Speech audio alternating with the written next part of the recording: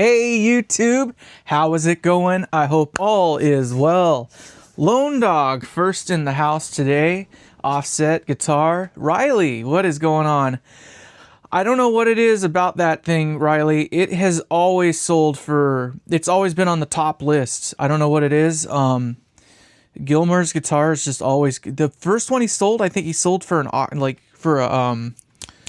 wasn't it like a charity or something like that? He sold it literally for just charity and he gave all the money away or something like that. But I'm not shocked at 12 million. I think that just makes it the world's most expensive guitar at the moment or something like that, which is nuts when you think about it. 4 mil.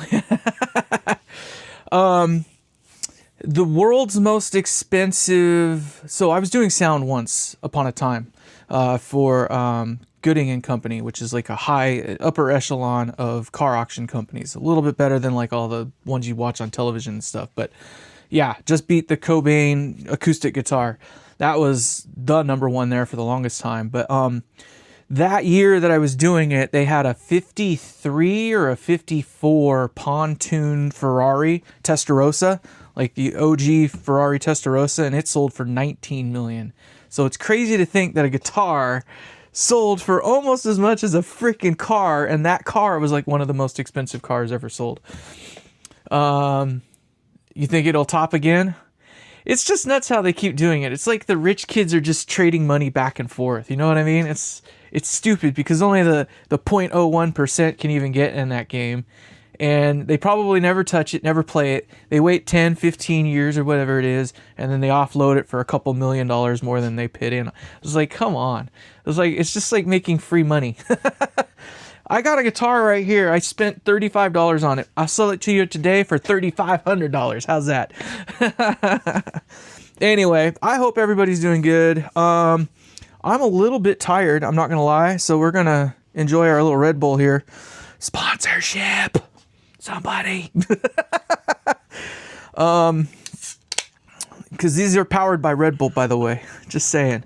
I'm also, I don't know, I'm feeling all right. It's not that I feel bad, but just a little malaise, if you will. But I'm gonna take some Tylenol and we're gonna pound some Red Bull and then we're gonna attack this thing. So hold on just a second while I do that.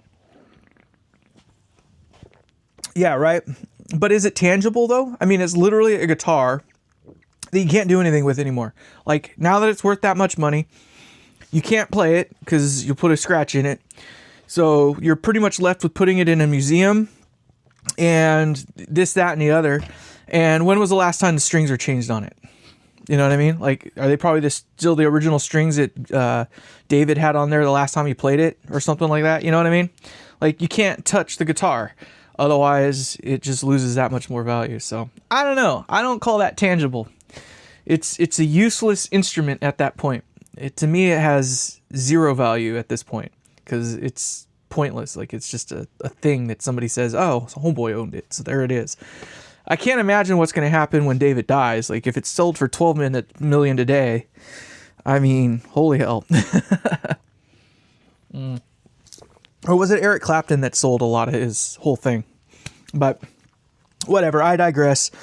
All right, so as you can see, we kind of did a little bit of work here. These are not attached. I just kind of preloaded them up, or yeah.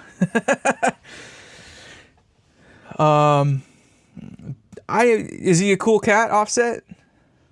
I imagine he is. I can't imagine he's, you know, I've seen him in things. I mean, I know he's kind of a character anyway, but I don't see him as being like an uber dick or something like that. But I'm sure he's a man that knows what he wants. At least from what I can tell in some of the interviews I've seen of him, he's pretty straightforward, pretty dry sense of humor, I guess, in a way. But I'm sure he's a nice cat.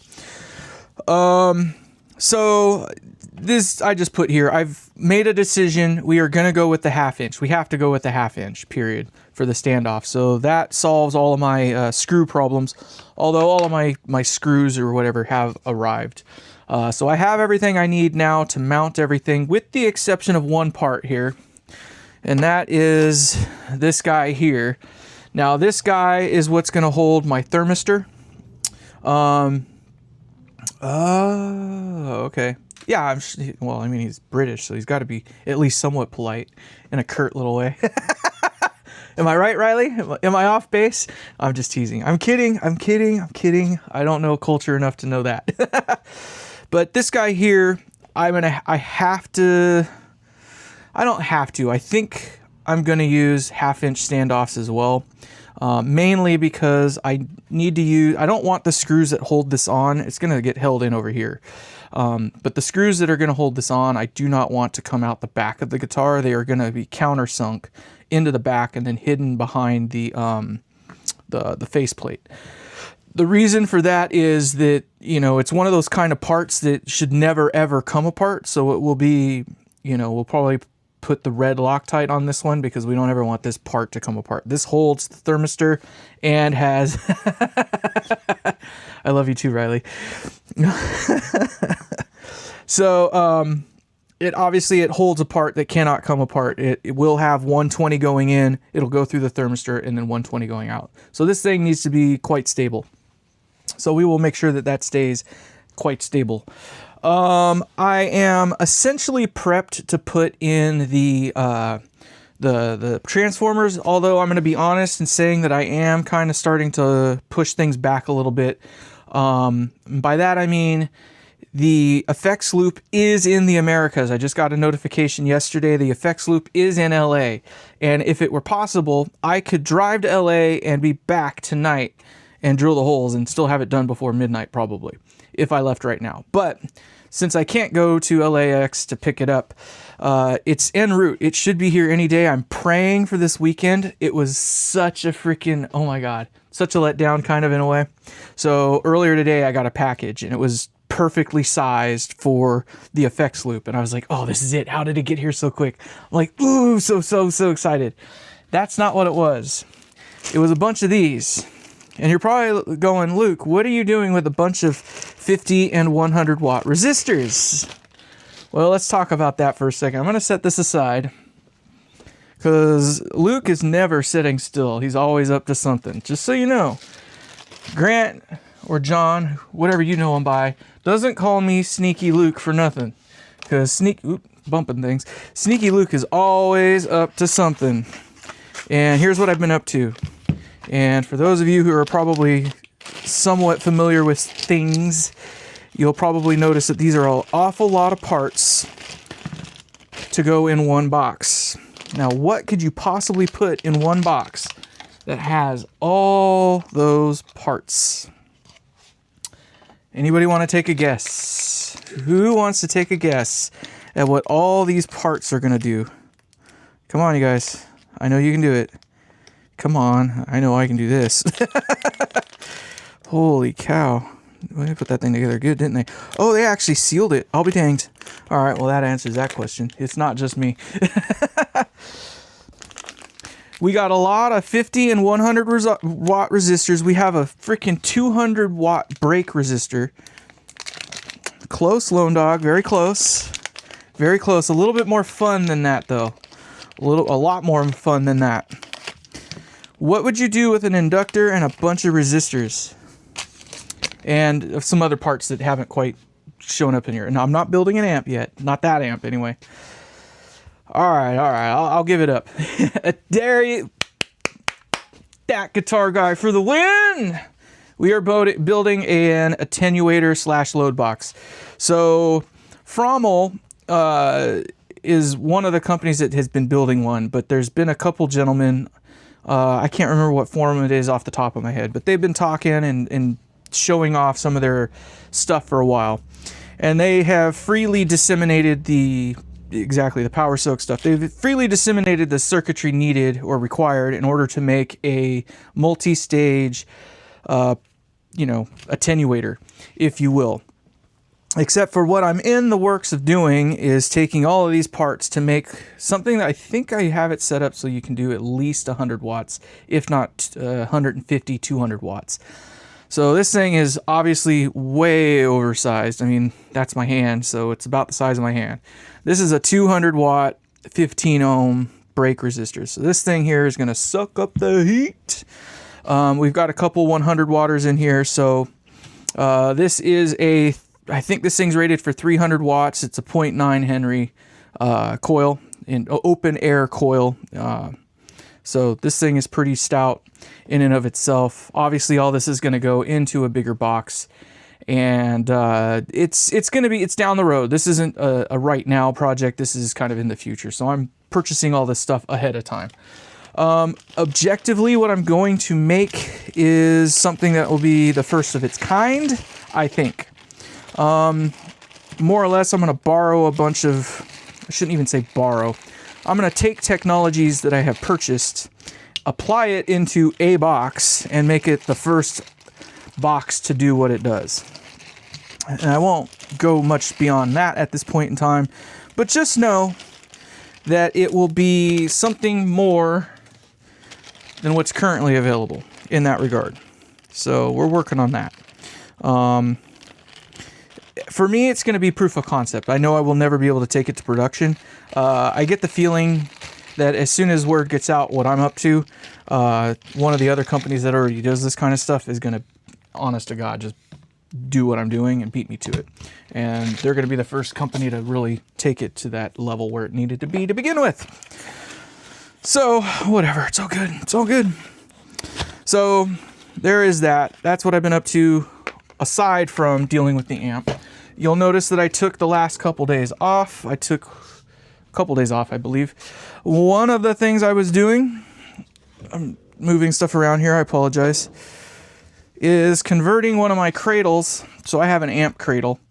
This is what I use to just kind of take my stuff around the shop and move it, whatever. It's like a beater truck, if you will. And I've converted it into a cradle. So I took some of my old walnut sides that I know I won't need, put some felt on the top here. I've got my handles on the side there, right? So now I can pick it up, but it's low profile. And that's the thing. I have another amp cradle that's actually like tiltable and all that fun stuff, but it sits up like another, you know, almost a half a foot. So with this, it's a little bit lower. It will still fit and allow me to put the transformers underneath it, which is a big thing I need to do, but it's a convenient size, etc., etc. So, and the antennas, yeah. So if it's anything like the Frommel units, which I imagine it will be, I hope it sounds fine as straight up a power soak, if you will, or an attenuator.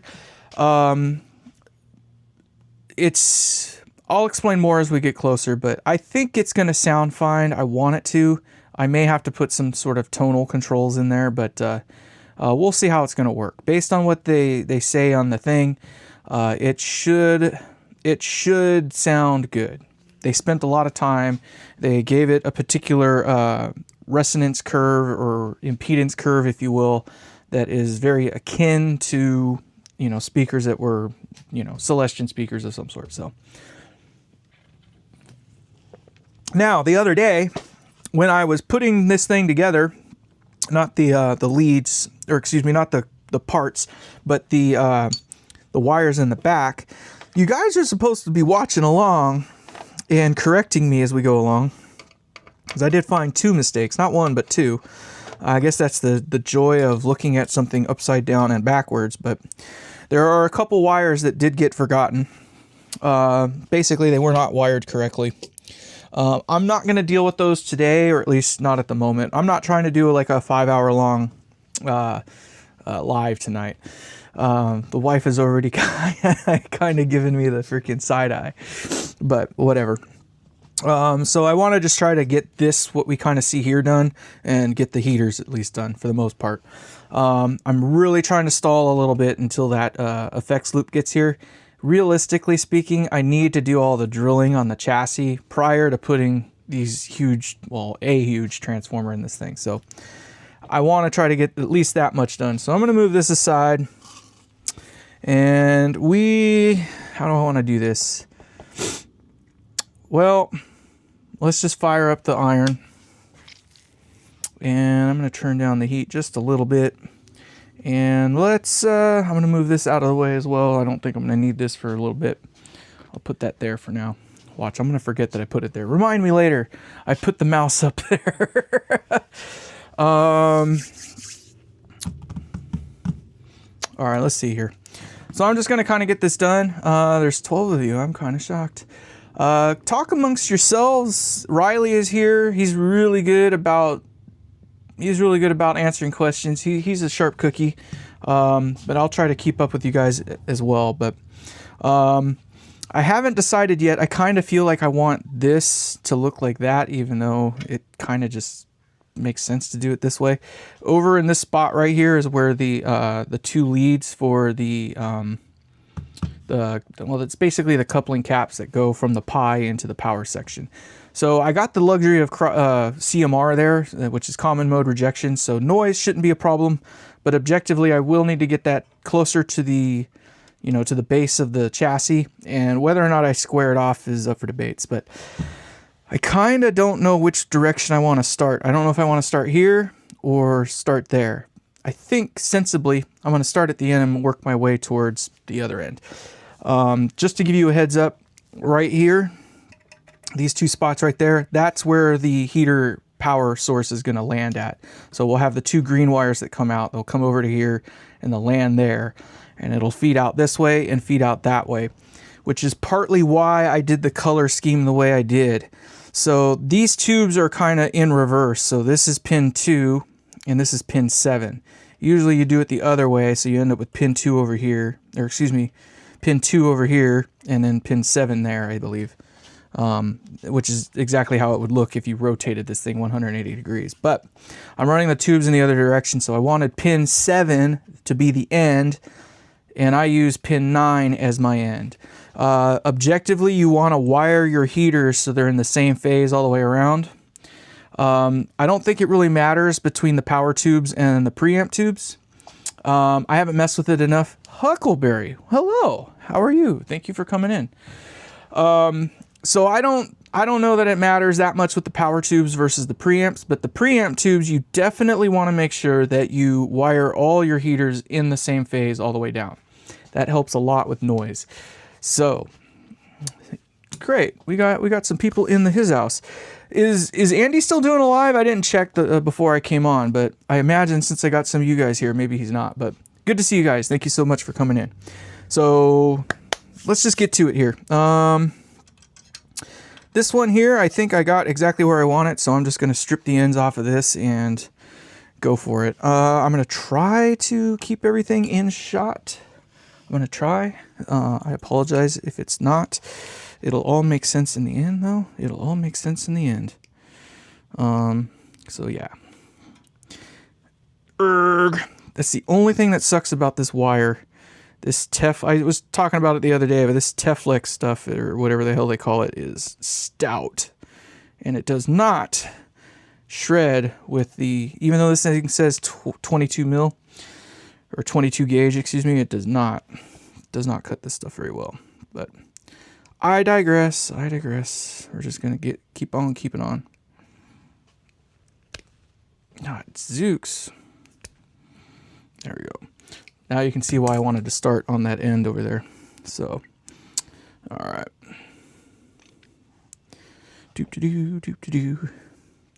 So I hope everybody's had a good day. I know I've already said that a couple times, but I just want you to know that I do care. And I also want you to know that I know that this is boring. I also want you to know that it's been rather interesting. It's funny how YouTube and people kind of work. I feel like I'm a pretty agreeable guy for the most part, but it always baffles my mind when I lose subscribers. I keep telling people you cannot give this stuff away. Now, I must have said something that pissed them off. Either that or I'm just boring as all get-go. I don't know. But hey, you know what? If you want a free amp, you have to be a subscriber. And I can't help you if you don't want to be a subscriber and win a free amp. So that's all I have to say about that. And this looks like it should fit correctly. Maybe not. I don't know. I got to decide how I want to do this. More or less, I think something has moved is what it is. So I'm going to see if I can work this down a little bit here. Nope. It's not going to let me play. So the challenge you have is that you want to make these wires so they come in at a particular angle of incident, if you will. But you got to play God with some of these wires. This stuff is pretty stout, and I'm trying to force it to kind of land a particular way, so that's not helping my case whatsoever. So bear with me while I fight with wire. I generally have a rule about that. Basically, don't fight cable. It's an inanimate object. That doesn't stop me from trying, but just saying. All right, let's see here. And this, I did order the other wire, the other soldering iron or soldering wire the other day. It was supposed to be here yesterday. It did not. It did not show up. I was quite disappointed, to be honest. Now, for now, I just want to tack. I was going to hope it was going to stay, but I guess not. For now, I just kind of want to get this thing tacked in there. There it is. There we go. Got that one locked in, at least for now. Then it makes it a lot easier to do the other ones. And it's already pretty tight over here too, so that does not help anything. So we're gonna bust out these 2Ls, because why the hell wouldn't I?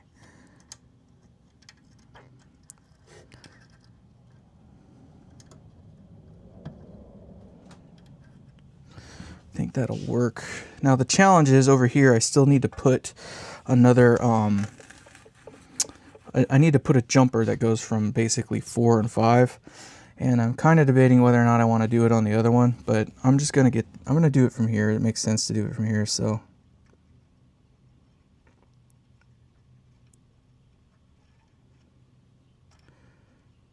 And if you wouldn't mind melting, there it is. And I apologize, I know I'm in the middle of your shot here. But there's that. And then we're going to have to put a jumper that goes in. We'll come back around to that in a moment here. That we can do that after the fact here. But for now, what I want to do is try to make this thing look the part.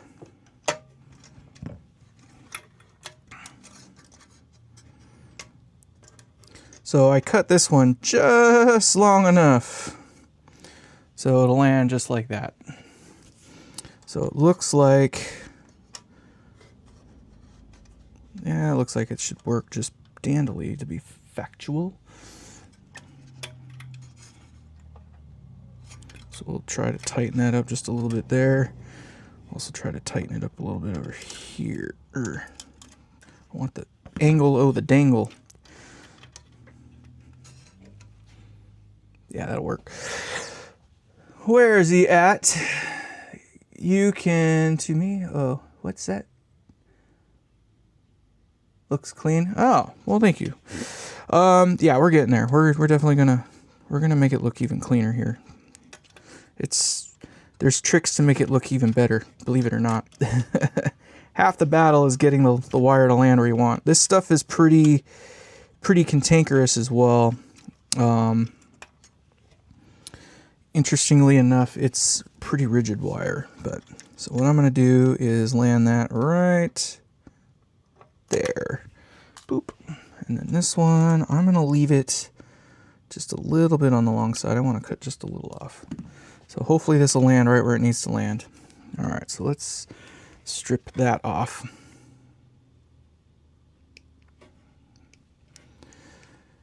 Oh, you guys are so awesome. I'm so glad you're all here. Thank you so much for coming in, just hanging out with me and chitty-chatting.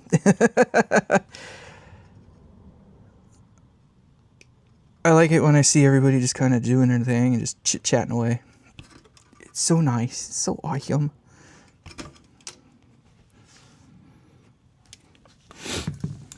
I thought about putting some music on, like some background music, but you know, it's hard to kind of put together like a full-on playlist of this stuff. So I don't know if that's such a good idea. All right, so that's going to go like that for the most part, and then we'll come back around and straighten it up. You can see it's all kicked all over the place, but that can get worked out, if you will. sort of like that. So I need to make that next jump first. Oop. We don't want it to go up to 800 degrees. It does not to go that high. All right. Is Andy in here, or did he pop back in or whatever? Hey, you guys. Hey, how's it going there, Sloth? Welcome in. It looks like we got a couple newcomers. That's cool. Newcomers are welcome. I like newcomers. I'm going to cut this one just a little bit long because it does have to twist. Do that twist. I did sound for Chubby Checker a couple times. He's a really cool cat. Let me tell you what, he knows how to direct. He knows what he wants. And it's funny when the ladies come in and they want to do like pictures and stuff with him. And he like puts them exactly where he needs them to be in order to make the shot what it is. This is funny. He's a funny cat. That's all I'm saying. That's all I'm saying. He's a funny cat. I made that one like way too long.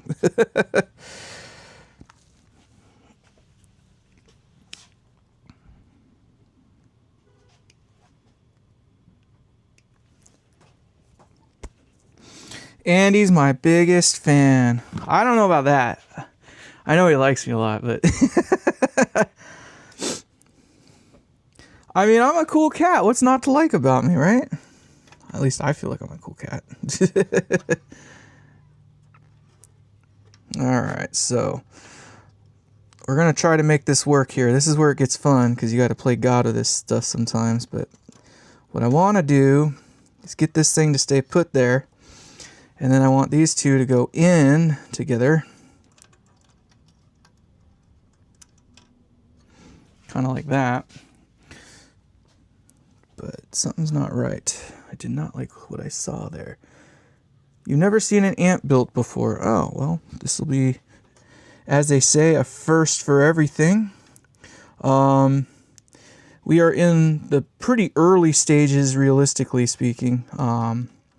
We got a little ways to go before it really starts looking like a full-on amp, unfortunately. But we are getting there. Little by little, we are getting there. But this is how it's done at the boutique level anyway. Or at the level at which I'm doing it, which is in my garage. It's not a very exciting process, I can tell you that right now. Give that just a little bit more heat. And I only say that because if you don't know what you're looking at and it's not what you're into, it's definitely boring.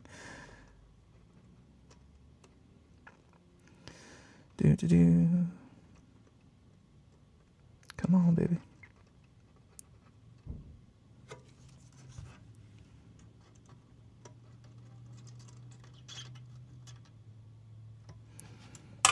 All right, so we got that kind of going on there.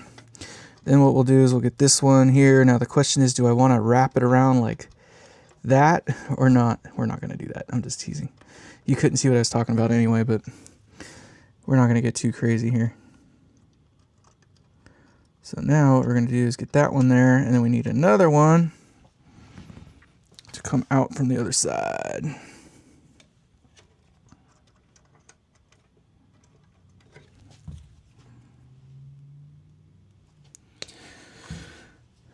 Alrighty. I told you this is not an exciting thing.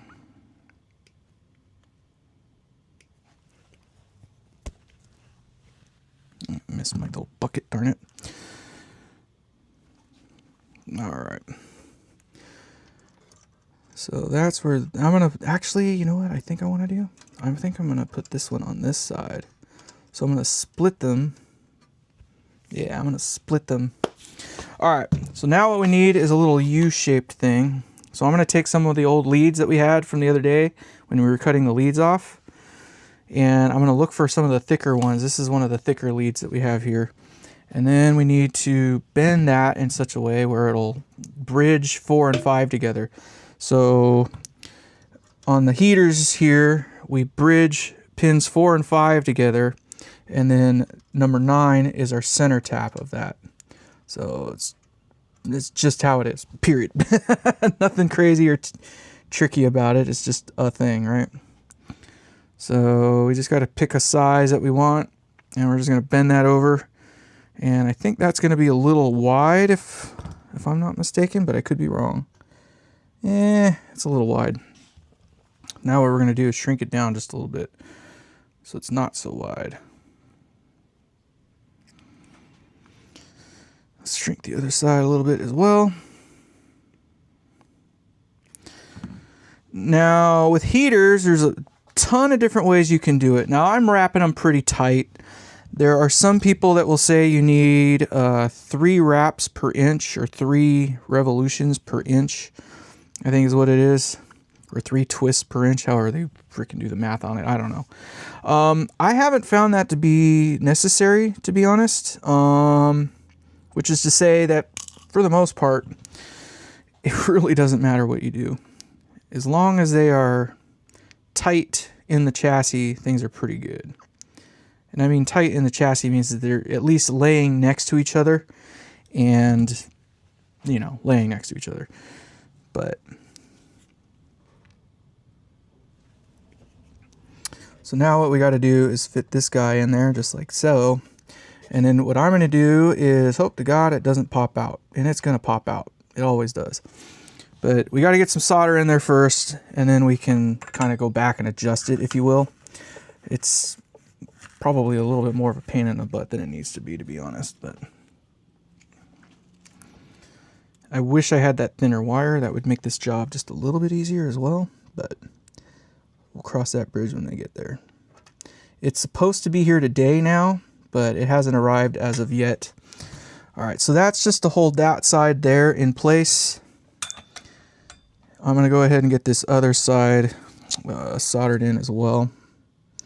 But you got to do it quick, because if you don't, you can actually melt the solder all the way across the wire, so it'll melt both at the same time. It's kind of a pain in the butt.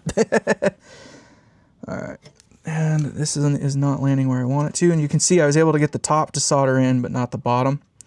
So you can be somewhat surgical with your thing if you want. There it goes. So now it's melted all the way to the bottom. Okay. You also got to be careful. You don't want to melt your other set of wires. So now what we're going to do is work on getting this other set of wires down towards the bottom, because I don't want this necessarily floating at the top. And that one, I don't mind that the bridge is at the top, but I kind of want it to look at least somewhat level. You know what I mean? So the wires at the bottom can be the other stuff, but there it goes. All right, good enough. All right, now we got a choice. Which way do we wrap it? So if we keep going with this kind of motif here, it's looking like it goes, to me, like that. And realistically, I probably don't have to wrap this. It's so close. It's not doing anything anyway. But you can kind of see kind of what we're after there. And it looks like I'm only going to get one wrap out of it anyway. So let's see what happens if we wrap it the other way. Does it make a difference? Does it even align better?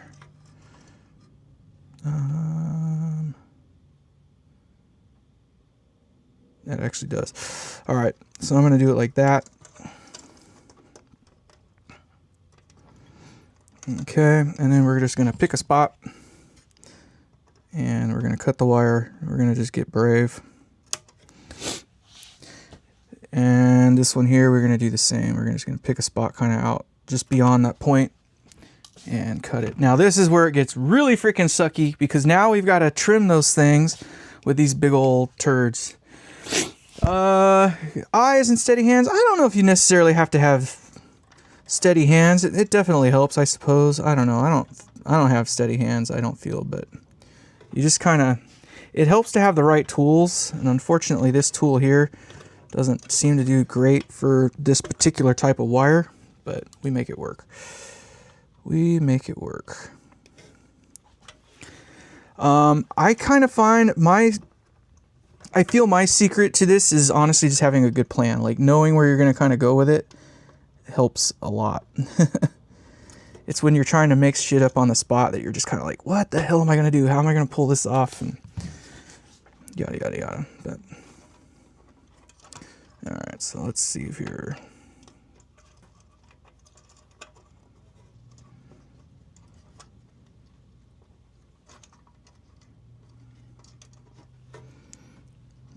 see, I don't know if I need to be quite that tight, but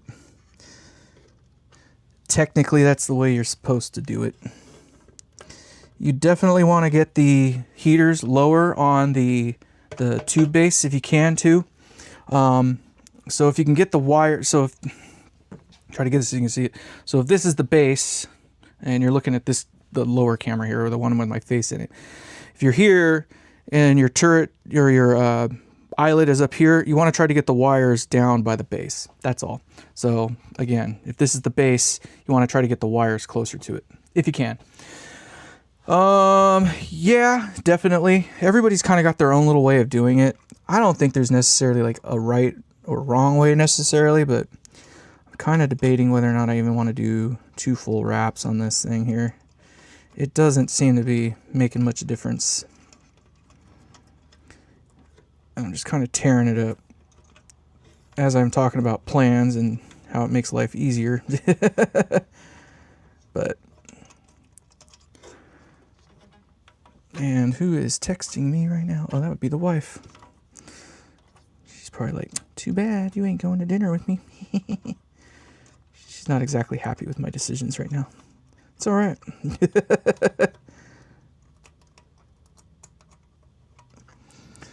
I'm not happy with my decisions right now either because I'm not having fun with this particular wire. So I haven't done heaters quite this close before, and it's definitely working me here. There we go. Mo better. Like they say, if it were easy, everybody would be doing it. I tend to believe that. Alright. Alright. Let's see what she's saying here. Hold up just a second.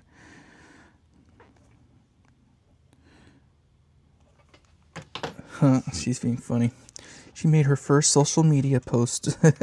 We're of that age where social media is kind of like really not like our thing. It's definitely not my thing.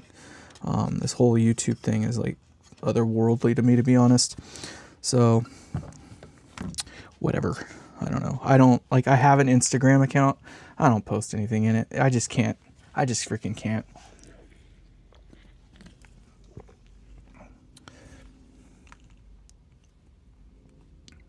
Yeah, that is the big thing for sure, Lone Dog. I agree. I wholeheartedly agree with that.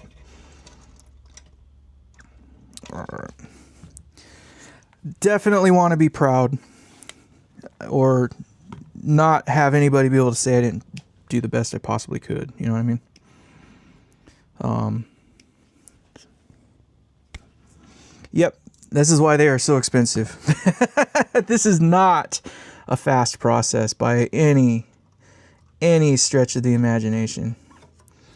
And it's just, it's how it's just so customized too. Like, I mean, obviously this one isn't necessarily a custom amp per se, but, you know, it is a giveaway amp. So if you're into playing guitar and you can follow a couple rules, this would be the thing for you if you're into that. And the rules are very simple, to be honest. They are posted in the description, and it is open to anybody that wants to play by the rules. So imagine that. All right, let's see here. Let's go ahead and get this one sunk in there. So I'm going to do that.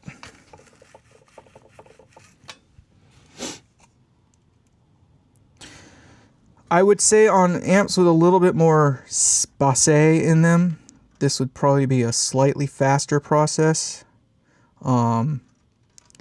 It's when you start getting things a little tighter, as they are right now, that it gets a little weird.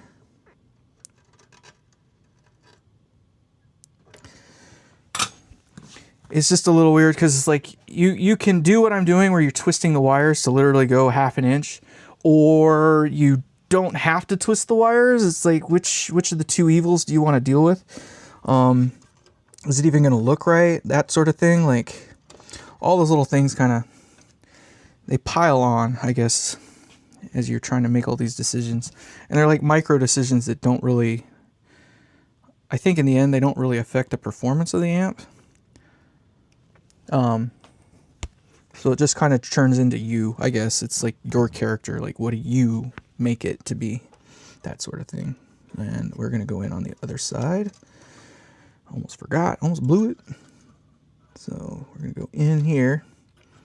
And I want you to go there, please, thank you. And then we're going to get another one of those wires, or those leads here. And we're going to do the same thing. We're just going to give it a nice little bend there. I'm going to try to kick it back a little bit so I don't have to rebend it, but... And I still bent it a little bit wide. Go figure. Insta ends there. Yeah, you know, when it first came out, I was kind of into it. Like I had MySpace. I'm dating myself a little bit, but, you know, I had a MySpace account and stuff, but that was back when, you know, I was more in the band era, like still playing in bands and whatnot. And now that I'm not, like, I don't know. As soon as Facebook turned into like what it is now, I was out. Like there was just no point in getting into it. It was frustrating. And it, you know, when it was a business and all that jazz, and turned into more of a dog and pony show and look at me. I couldn't deal anymore. The only thing I found it to be really good for, though, I'll be honest in saying it, was like local chisme, if you will.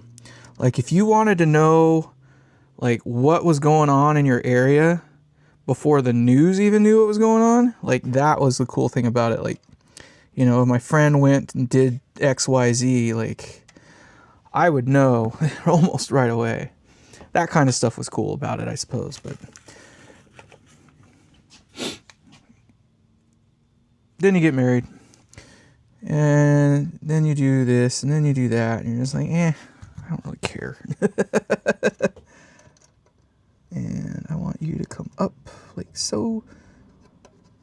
Thank you.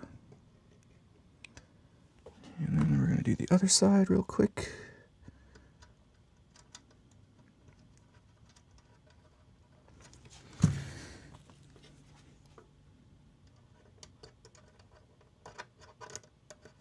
Ah! Slipped. Dang it. I hate it when that happens. There it is. Okay. So now I gotta get the lower ones. I haven't done the lower ones yet. That was all for naught, to be honest. But let's see here. Do I want you to go in a little further? Yeah, I wouldn't mind. Right here is good though. Give it that.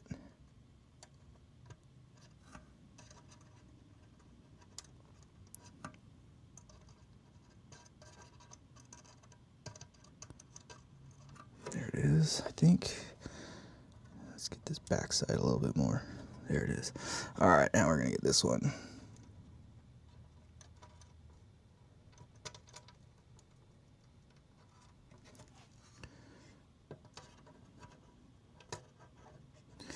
I don't really like this thicker wire. This stuff here is like pretty fat. I find that I'm using just as much as I normally would anyway, but it's not like helping me at all. And I like cutting them fairly flush. On the insides, I don't worry as much so long as they are not gonna hit anything. So now that we've gotten that first set done, see how it would have. So this is like one of those design decisions I was talking about. So see how they kind of lay. I don't know. Maybe you can, maybe you can't, but they lay pretty cleanly here like this. Like this is honestly good enough. It would work just fine this way, but we are going to continue to do what we were doing before and twist the leads around. So that is that. And I believe, yeah, we kind of got to go the same way with everything. So I think we got to go actually around like this. Yes, that is correct. Awesome possum. Of course, this one looks way better than the other one. There are ways to kind of tighten that up and make it look right, but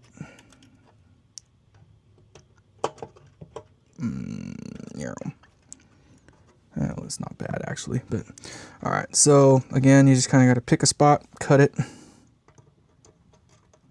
gonna cut it right there, and this one we're gonna cut right there. That'll work. All right, and you gotta screw it all up again.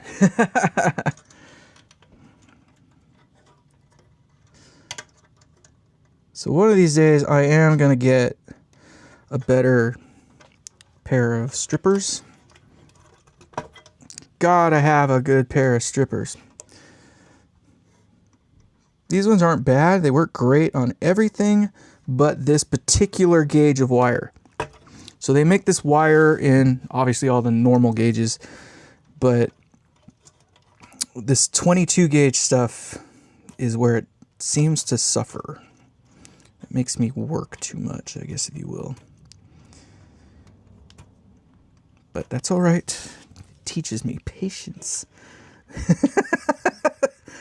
And that's what I need. I need to be taught patience. There we are.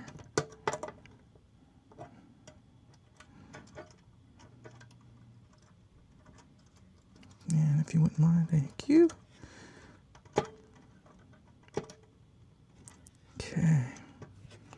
Hello, Mr. Bug. We got all the mayflies out right now. They're floating around the house. The mosquito eaters, or whatever the hell they call them. The skeeter eaters. It's almost May. It's a little early. Stayed for the strippers. Damn Skippy. Alright, let's see here. We're going to cut that right in there, I think. Hey. You certainly didn't come here for the entertainment value. I'm somewhat funny, but looks ain't everything, right? We're going to go right here. We're almost done. We're actually making some pretty good speed here. Pretty good pace, I guess, if you will. Just trying to checking things here to make sure. Those are actually looking really good. That one's looking good. I still got to put that little piece on that one, the little bridge piece. So don't let me forget that, guys. All right, don't let me forget that. Let's see here. Do you want to? Yeah, I have to do this one. Yep. So Sloth, do you play guitar? I just have to. I'm just creating banter now, so I'm going to ask questions. You were the last one to post, so you get it. So that one's going to go in here.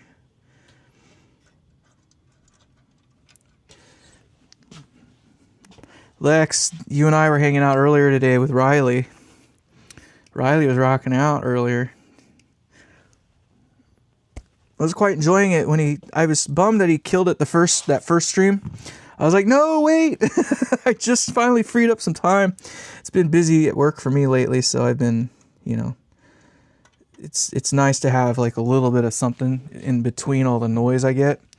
So I work for a pretty large company, and my phone goes off at random times, or I get, 15, 20 emails a day, which doesn't seem like all that much, but most all of them are always something for me to have to fix.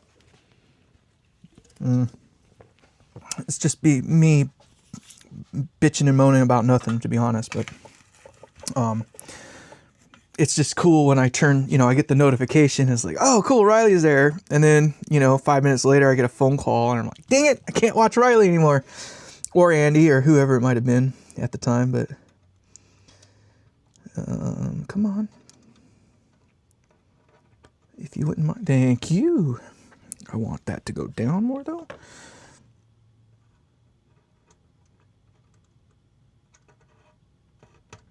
There it is. All right. So now what I'm going to do is add some more while it's down there.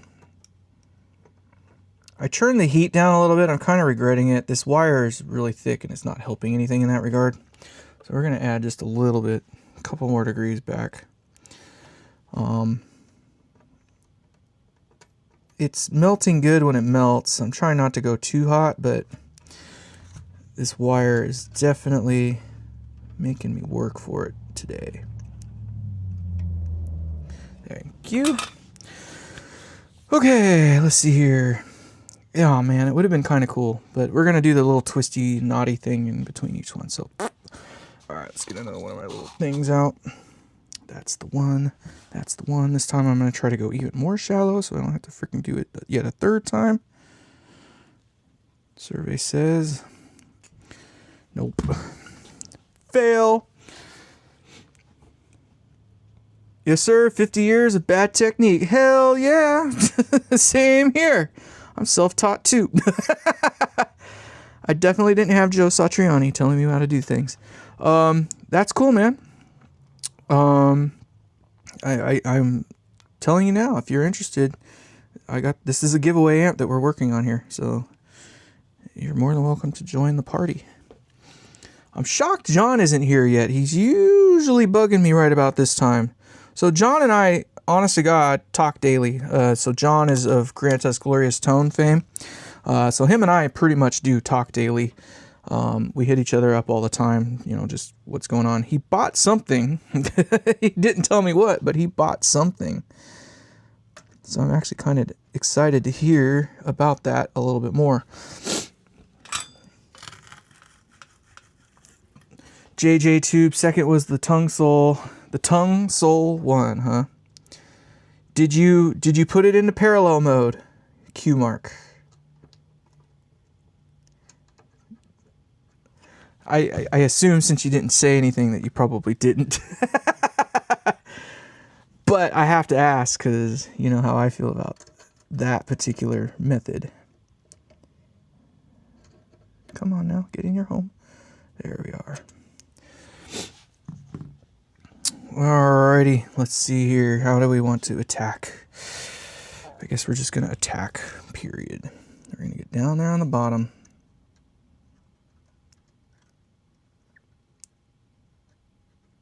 Oh, come on, you melt. You melt into your thing like you mean it. We're going to have to give it just a couple more degrees. It might be time for a new tip. I don't know. This tip is fine, but it just doesn't seem to be pulling the heat in like it did. I'm blaming it on the wire at the moment just because. But that, and it seems to be getting worse as we go through this. But we'll see. So I did take the element out. Damn, this thing is like getting colder and colder. And it's telling me that it's heating. I don't know that I lost the tip, but that does not appear to be melting like it was. And I keep turning the heat up. I'm wondering if it might be time to get a new head. Or I need to get back in there and do something. We'll get through this. We're going to get through this today, period. So, but yeah, it doesn't seem to be doing what it's supposed to. We're having technical difficulties, everybody. Bear with me while I work through that. Wow, this is starting to fight. Alright, well, I'm glad we're almost done with this part anyway.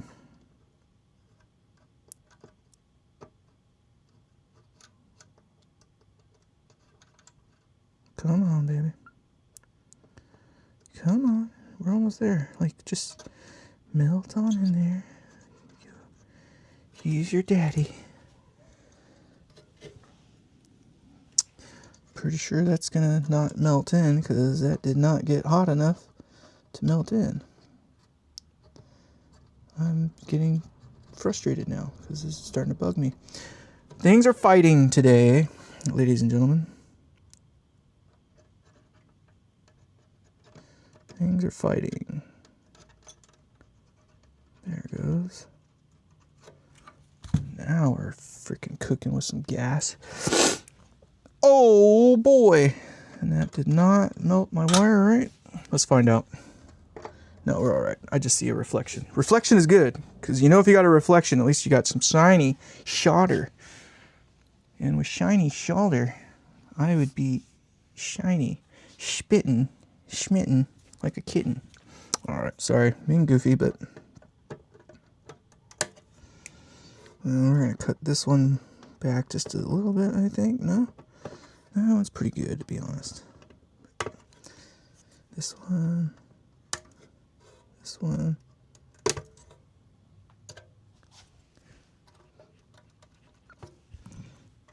What do we got going on here?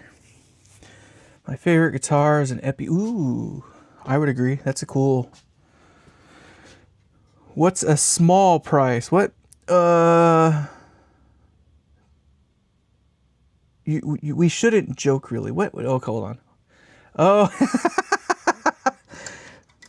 Yeah, right.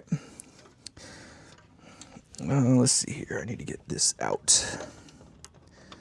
I stuck them in there because I wanted to, you know, but I need them out. Bummer. Hope this isn't that pissed off. All right, so let's see here. How did we do it the last couple times we went over the top? That was a hell of a movie, wasn't it? Over the Top. Who remembers that one? Again, I'm dating myself.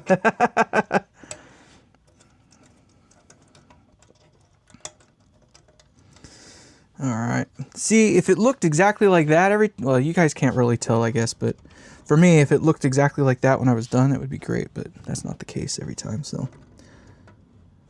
All right. Let's go to here. Click. And that one's going to go to here.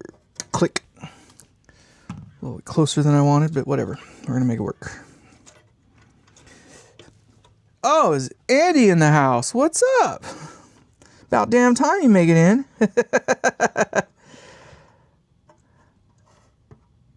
How was your fishing today? Did it go good? I didn't get a chance to watch you. I was spanking away pretty heavy all day, but bike building. Ooh, okay. Just more going on, huh? Hell yeah. God, Zooks. There we go.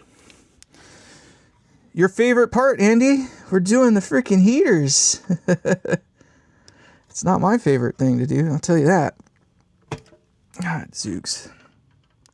I'm going to get better cutters. I've been joking all this whole thing that we're going to spend some money here and get the right kind of freaking cutters for this stuff.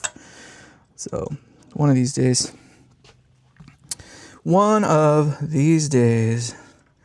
And then, of course, another thing that's been going on is my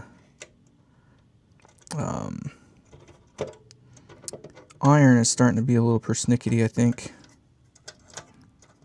It appears to be losing some schnot. Oh, don't you start with me, you little pecker. You get in there. Go in your hole. What? I'm sorry.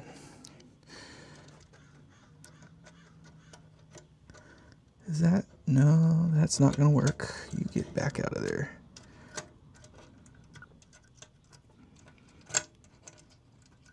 It's going to be a tough job. What's that? Everything's going to be a tough job if this freaking wire doesn't go in the hole like it's supposed to. Oh my freaking God.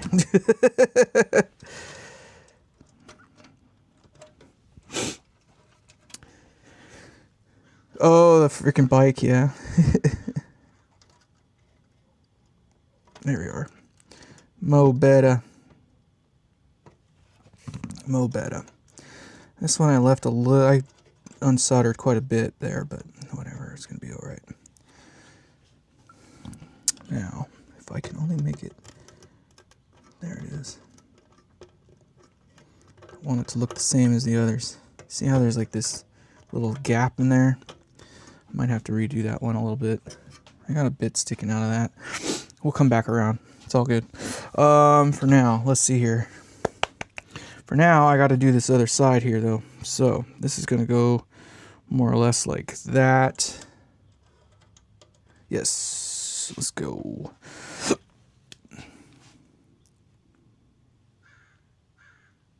Come on, baby.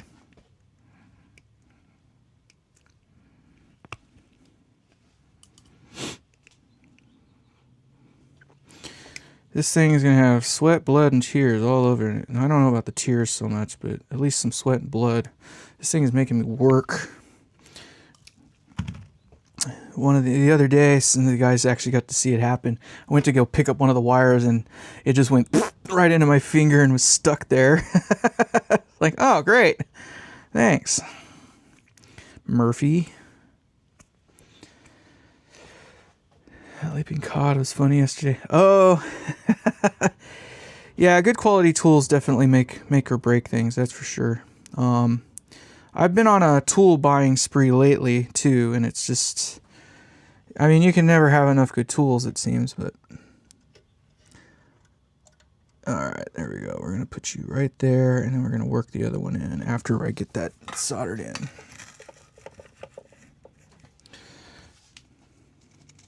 Ooh. That was interesting. I saw an SE on my thing, on my iron. I think we're finally... It's time for a new tip, is what I think it is. A new, like the whole thing, I can replace like the cable. This is one of those cheaper, like, it's not quite Hakko. It's not a Hakko brand. It's close though, but not quite. All right, let's see if I can do this here.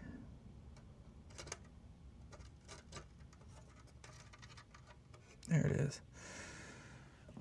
It's working a little bit better now, though. I'll give it that.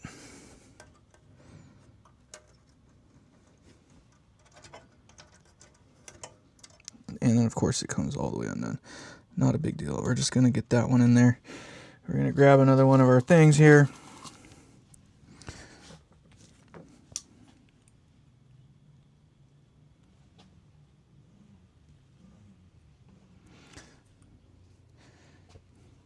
It hurt. I'm not going to lie. It freaking stung. It's not so much the hurt. I mean, obviously it just stings a little bit, but it's the surprise of it. Like, you're just kind of doing your thing, and all of a sudden it's like prick, and you're just like, ow! Like, what the hell? That's not what I was expecting.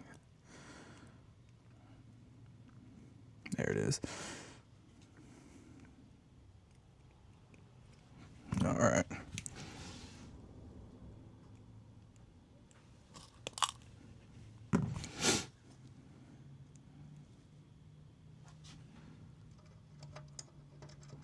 There it is. All right.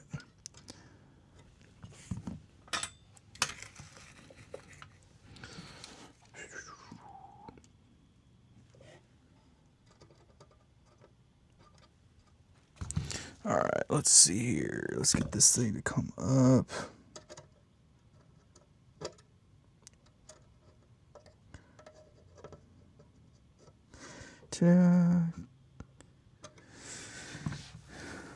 The iron seems to be doing what it's supposed to right now, which is nice.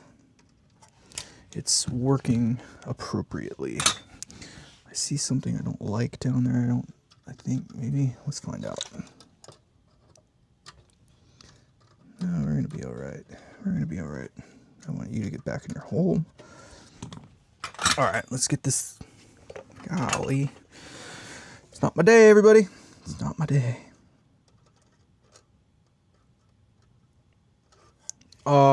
Yeah, now the freaking iron's working again. Now we got too much heat. So that actually melted all the way across and pulled the wire down. So it's not the end of the world. It's just a thing.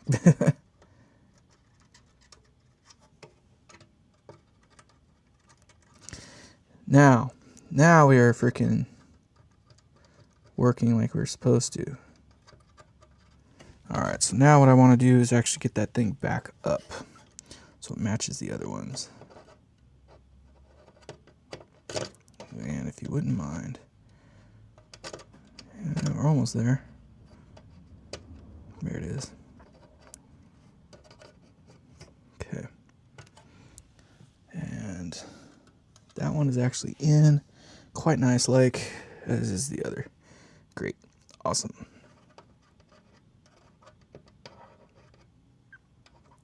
Now we're gonna pretty that up. Perfect. Perfect, perfect, perfect.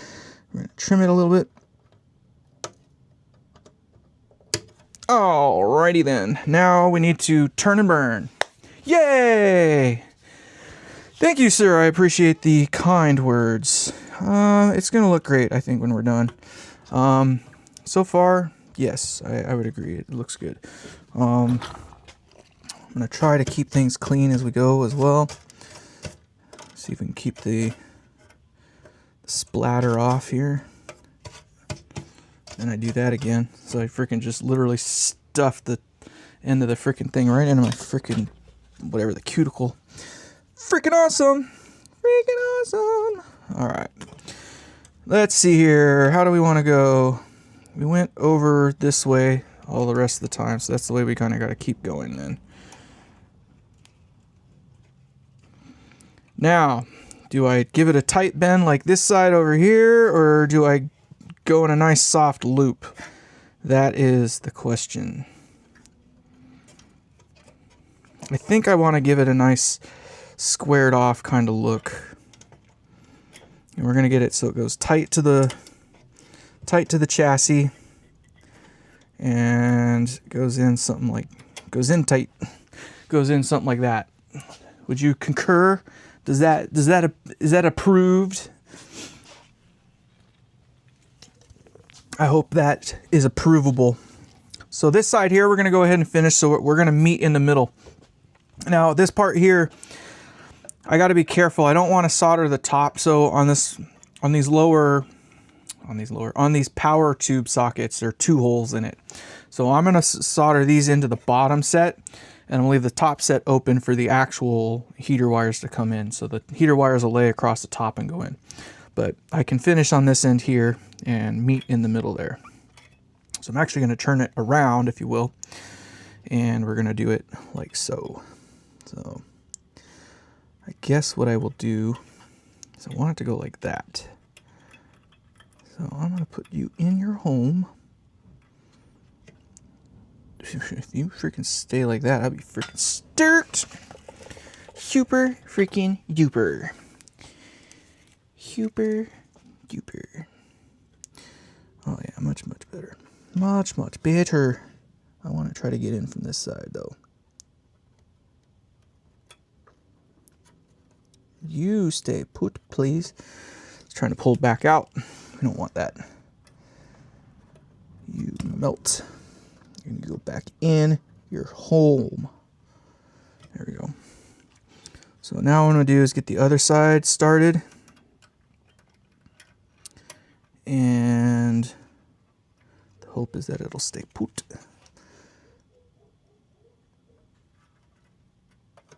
And if you wouldn't mind,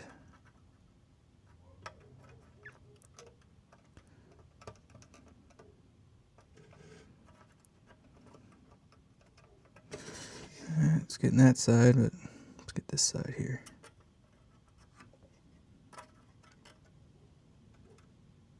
Now I want to pull it back to this end here. So I'm trying to work the solder back and forth. So you got to keep in mind, I don't like using those physical connections like everybody does. I don't wrap the freaking leads around 5 times. But that does mean that I need to get solder to fill the space. So I don't want to end up in a situation where the wire is not, full of its stuff. And the hole isn't full either, you know what I mean? So we want to make sure we got enough solder that it envelopes, because I like it to be clean and pretty and stuff like that. We don't need to run the wire around 20 freaking times. All right, so now that we got that, we can kind of beautify things over here a little bit. because we're pretty much done on this half of the damn thing. So what I'm thinking I'm going to do is I got some like wire clamps, and I'm going to use slightly longer screws for the output transformer. We'll screw that down, and then I'll put this clamp on and we'll screw that down, and the hope is that the little clamp that I got will hold this wire like literally right freaking there. That's the plan. I might have gotten lucky. I don't know. We're going to see. You never know until you get there, right? But this thing still needs its bridge, so let's get that bridge made real quick.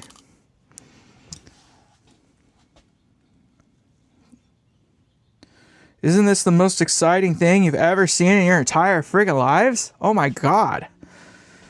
Like you never thought you'd spend a Thursday afternoon watching some freaking idiot build a guitar amp.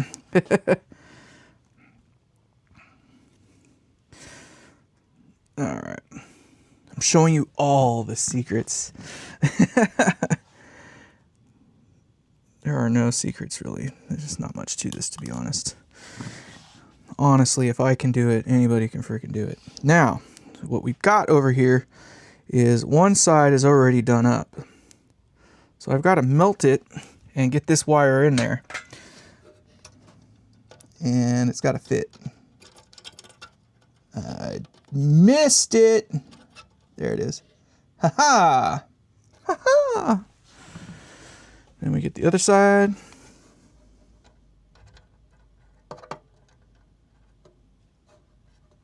Then what I want to do is push the wire down so the wire floated up after I unsoldered it. So we got to get the wire to move down. There it is. There. Now, so the bridge I held high. The reason I held the bridge high is so that there's air underneath the wires there.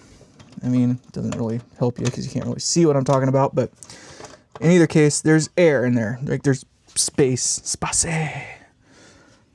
Funny, it's spelled just like space. That was my best Finding Nemo joke, okay? All right, so we've got one more set of connections we got to make here, and yay. So the way we want to do this is tighten this thing up somehow so that we get the right number of turns in this thing so that the red lands where I want the red to land. That's looking pretty good right there. And then the black can cruise on around. So the red we're going to cut. Where are the damn cutters? I just had them. Thank you. We're going to cut the red right. Red is dead. Was that Pulp Fiction? Where's that Fred? I can't remember. I'm not a movie guy, to be honest. I'm not one of those dudes that can do that. And we're going to go here like that. Yeah, that'll work. Rolling with it. All right.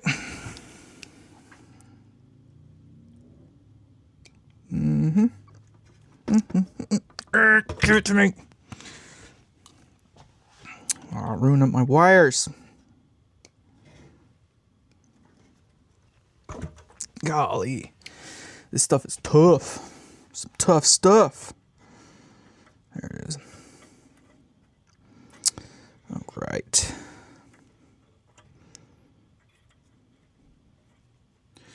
This is... Zed is dead. Zed! Alright. Zed is dead. You said you were watching it this week and it wasn't all that good? Oh, you dirty little... Push the wires back on me here. Every time I say that, you dirty little, all I can think about is that Korn song. Dirty little! Let me use this one.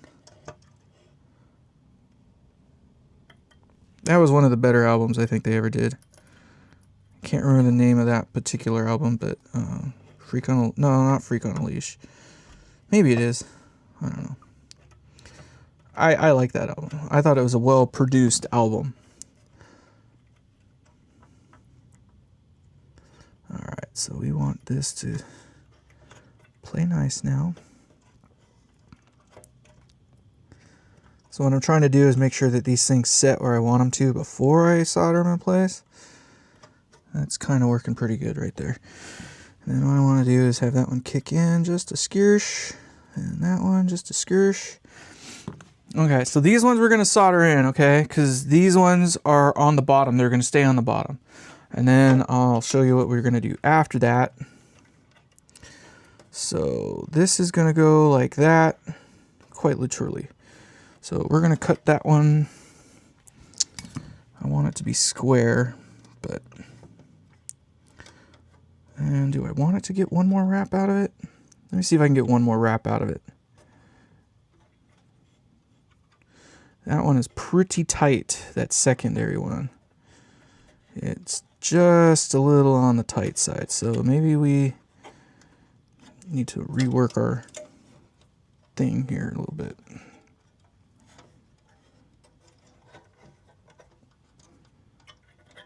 Yeah, it seems to be landing pretty well. It'll work, but we're going to have to do it out here, unfortunately. Yeah, that's what we're going to have to do. All right, so that needs to go. Fudge, I really want that to wrap one more time. Sorry, I'm not looking at you guys, but I'm trying to decide how I want to do this and wrap the way I want it to. I'm being persnickety right now is more or less what it is. I'm asking for too much, apparently. But I think we can pull this.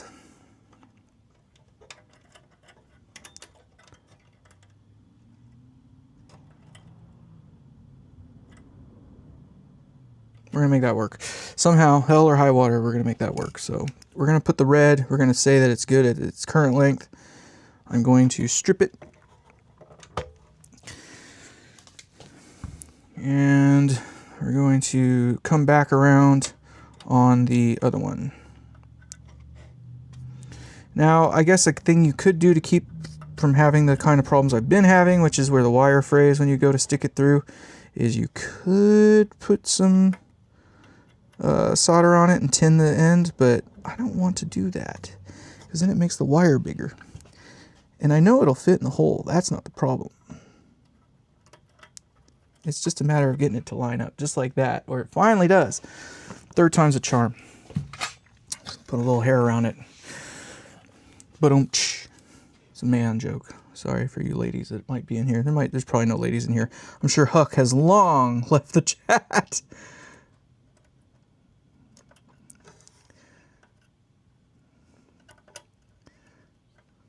Do-do-do-do-do.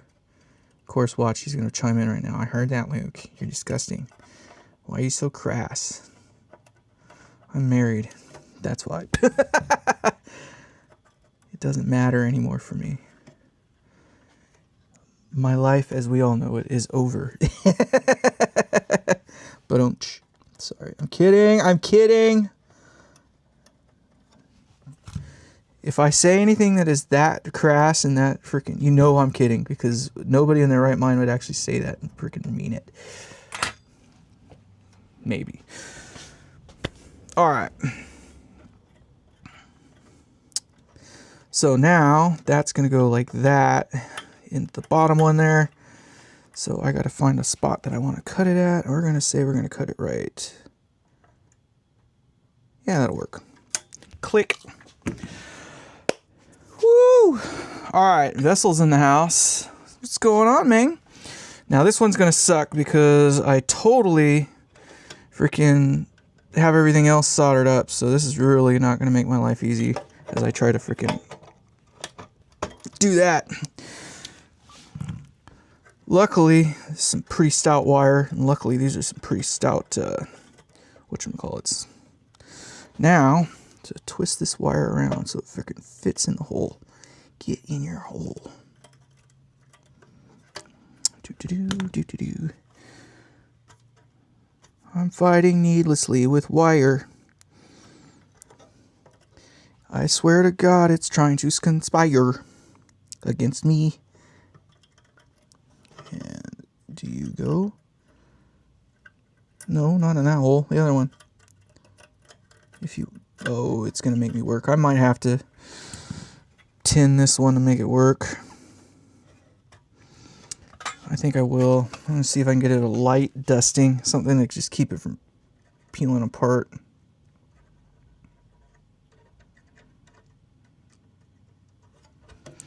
There it is. It's just the tip. Just the tip. Just to keep it from moving while I stuff it in its hole down there. There it goes. See? Just like at. Not that. At. Just like at. There's a difference. Alright. Just like it. I used to say that all the time at work. Some people thought I was nuts. I think they might have been right. Alright, let's get this in the hole. Yeah, I want to start from this side, to be honest, I think.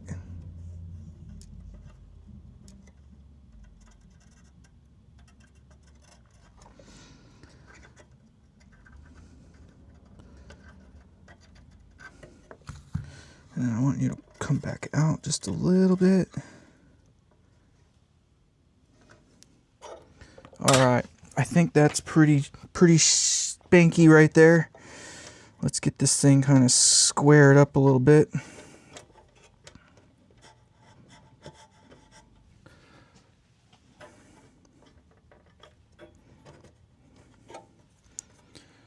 I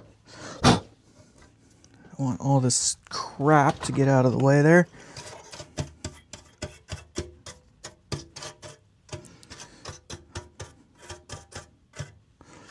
Clean. Pretty clean. I don't know, what do you guys think? Let's see here. That one looks like it's a little off, but it's because the way the black makes it look like it's whiter than it actually is. I like how that is laying. This one's going to be a challenge either way until I get those wire things I was talking about on it. But more or less, those will kind of hold it up off the thing and hopefully like right in there. But we'll use some heat later on too. So another thing I'll do is I'll take the heat gun and I'll kind of blow on it with that to try to, you know, make it stay put. Not teabag, if I do say so myself. I'm gonna give this one a little trimmy trim, maybe. Yeah, might be actually pretty well connected right there. There it goes. The other one's looking good. That one's looking good. Yeah. So this one's falling down. I don't like that, but let's fix that. Let's make it come up a little bit here. So the bridge is low inside the hole. And I don't want it to be low in the hole. I want it to be high on the hole. So we're going to use this. We're going to pull it up a little bit. I hope. That's the hope. Come on. Yeah, there it is. Okay. That's higher up now. Then we'll give it a quick touch.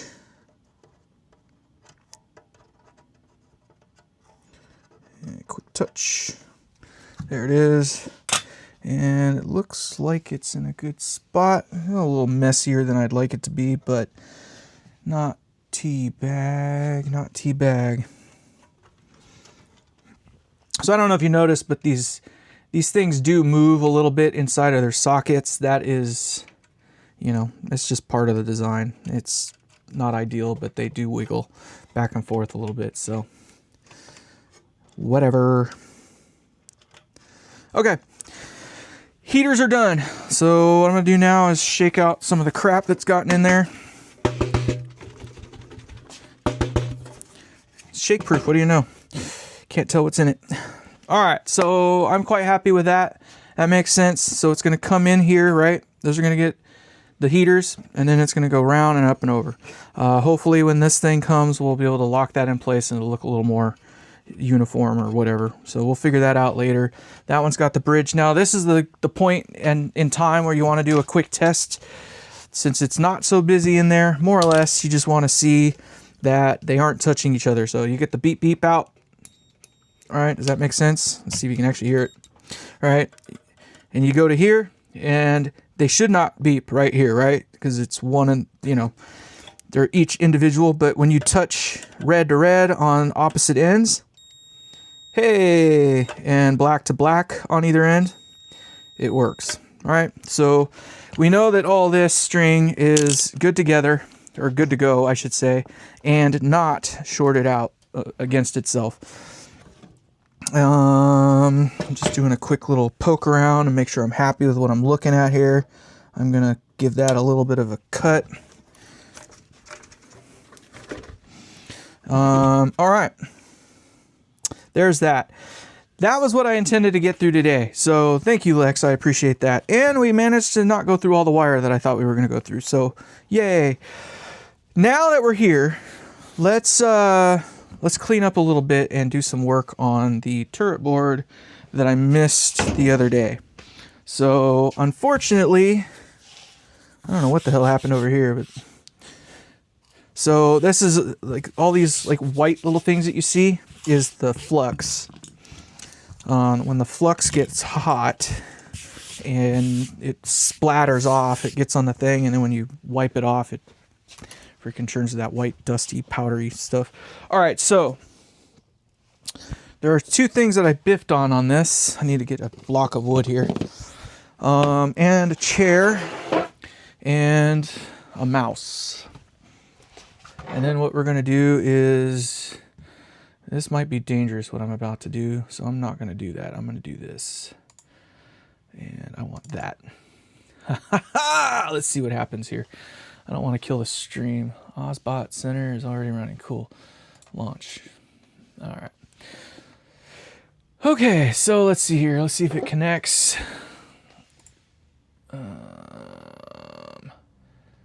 It's ran twice, but whatever. Just kill one of them. I don't care. All right, preset 1. Hey! All right, my apologies. Okay, so we obviously, to turn this thing over, we need to take all this stuff out. It's got to all come out anyway. So we weren't done, or we were done, but we're not done. So we're just gonna take it and kind of lay it out somewhat in the order in which it was, in hopes that maybe we'll put it back the same way it went in. That's the hope anyway. I'm a king of wishful thinking. I don't know about you, but I certainly am.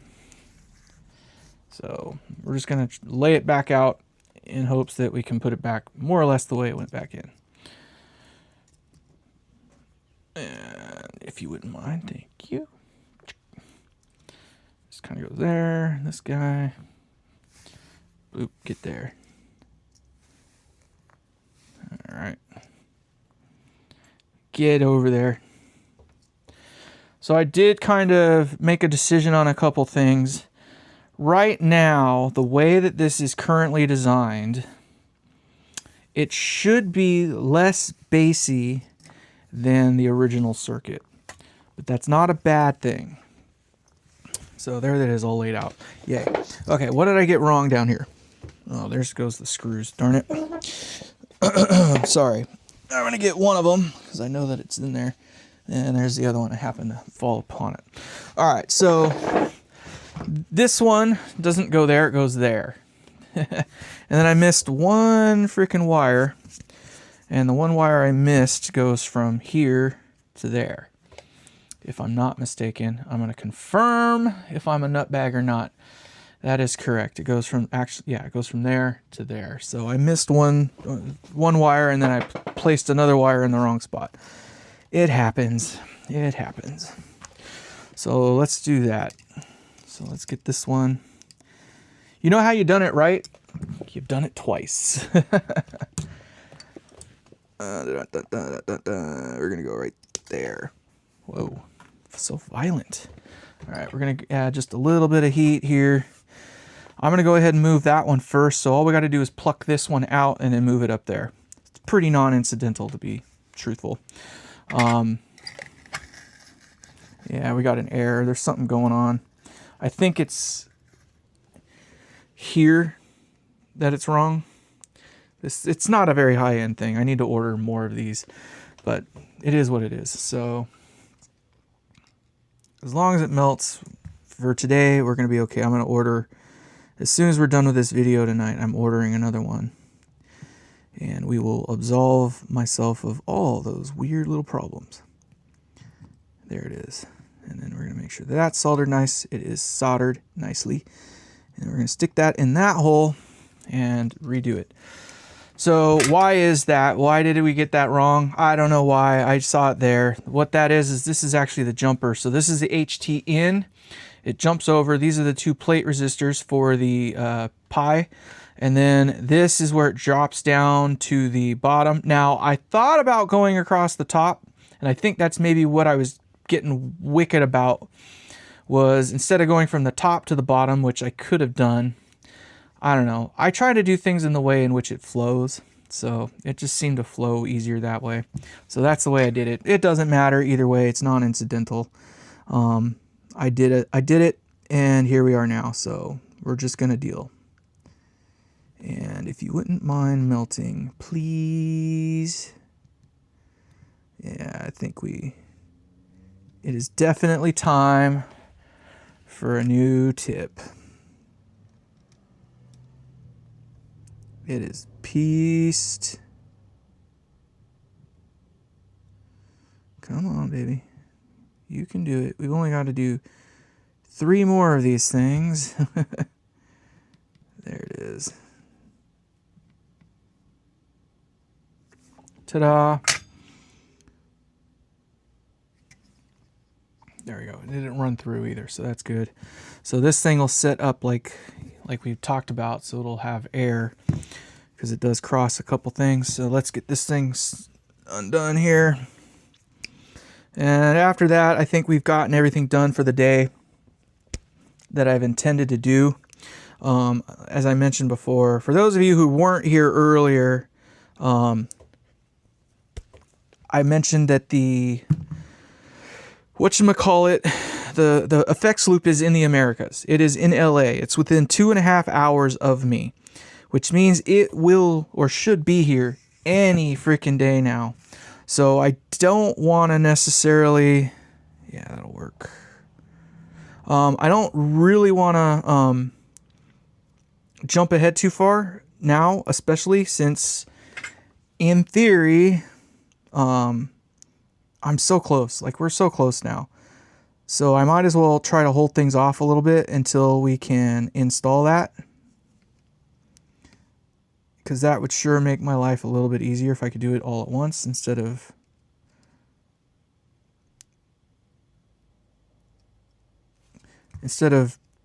designing everything, getting it kind of all built, and then having to come back to it later anyway. So that whole thing, if you wouldn't mind. All right, so we got that one. Now we got to get one more, and I did that on the thing, and guess what it did? You can't really see it, but there's like a little spot that looks like it might have melted it. Oops. Gall darn it. And then what we're going to do here is work that thing down, and we're going to go like this. All right, so now we're going to melt this side down and in.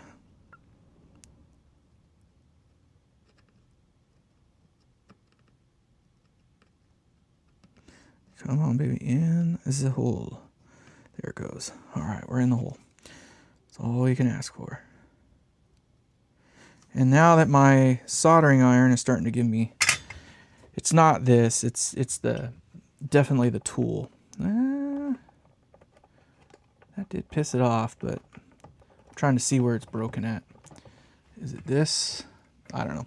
When it works, it works. When it doesn't, it doesn't. So I get a thing that just says SE on there, and I'm pretty sure that means sending air, or I don't know, whatever. It's a freaking air. That's all that matters. All right. That's it. That's all we had to do. So this is going to kind of go up like that in the air, and it'll hang down. You'll never see it because it'll be underneath the board. Although we do want to make sure that we stay away from the standoff that's underneath it there or beside it.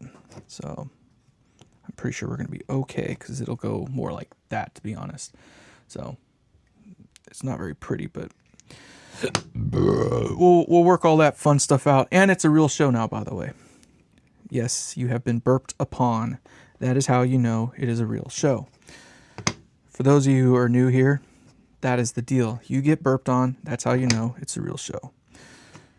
All right, I'm going to leave that alone for now. That is more or less repaired. Kind of sucks. I kind of need to flatten it out anyway to put all that stuff on there. But what I'm going to do instead is I'll deal with that later.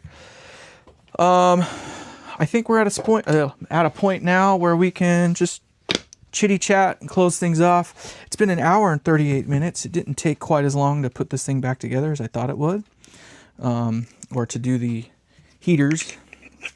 I did a little bit of the prep work, honestly, without you guys. There's quite a bit of things I've done actually without you guys. So I'm not trying to run you through every ounce of hell. How do you resolder the wiring in your soldering iron? You know, I don't know. I've never taken it apart far enough. And the part that kind of sucks is, so this little rubber boot right here, the little, ow, it's hot. This little rubber boot, I glued it on. So I don't even know if I can get it apart anyway, because I think I got to unthread this, and I hope I didn't glue that part on, to be honest. But I won't know. Honestly, these things are not that expensive. I think a new head is, or a new whatchamacallit is, I don't know, 15, 20 bucks. Maybe it's a little bit more than 15 or 20 bucks. I don't know. It doesn't matter. It's worth it to have extras and spares anyway. I should have had it anyway. Is it too late to enter the giveaway? The answer is no, it is absolutely not too late. In fact, we don't really have an end date yet. Unfortunately, Grant Us Great Tone is here. Now, he's actually the one that's hosting the giveaway. So it's kind of a two-channel like deal right now. I'm building the amp, as you can see. And then the host, Grant Us Glorious Tone, is actually doing the giveaway portion of it. Now, the rules to enter are in the description to this video, and you can find all kinds of different posts if you look at the Great Guitar Amp giveaway, or the giveaway guitar amp, something or other. If you look for anything relative to what you're just watching right now, you're going to find my playlist that has all the videos of all the construction kind of being done. And it will also lead you to Grant Us Great Tone and his channel and what he has to say about this particular giveaway. So I did a giveaway not quite a year ago. It took over a year to kind of make it all kind of come together, if you will. I started building the thing, I think it was right around this time I started on it anyway. And I finished it, I believe, in August or July or something like that, I think, is when we actually did the drawing for it. And a gentleman out of Sweden won the amp. Well, I delivered that amp to Sweden. I hand delivered it to Sweden in November. So it took several months to go through the whole rigmarole. This one, we're trying to expedite it just a little bit. I started on this right around the first of the year. I think I kind of more or less announced it at the first of this year. The plan is to have it in John's hand. John is Grant Us Glorious Tone. That's who that channel owner is. The plan is to have it in his hand by June at the latest. If not June, maybe July. But I want to have this amp done and built by mid-April. By the end of April for sure, but in April, we want this amp to be ready enough to turn over to somebody. So I'll either, mail it out in May or June, whatever. I'd like to spend some time with it too myself, but it'll go to him where he'll hold on to it and promote it a little bit more. And then he'll do the giveaway. He's hosting the giveaway, so it's not closed up yet. We don't have quite enough entries yet. I think we're doing a minimum of 30. I would like to see a minimum of 50 entrants, but the more the merrier. We're not really closing it off per se at any given point, so get in while you can. Wiggy diggy, it's really simple. All you got to do is be open to the rules. The rules are pretty simple. They are in the description. First and foremost, we ask that you send us a video that is basically you introducing yourself and kind of showing us your current guitar rig. It doesn't have to be very long, just a thing that says, "Hi, my name is so-and-so.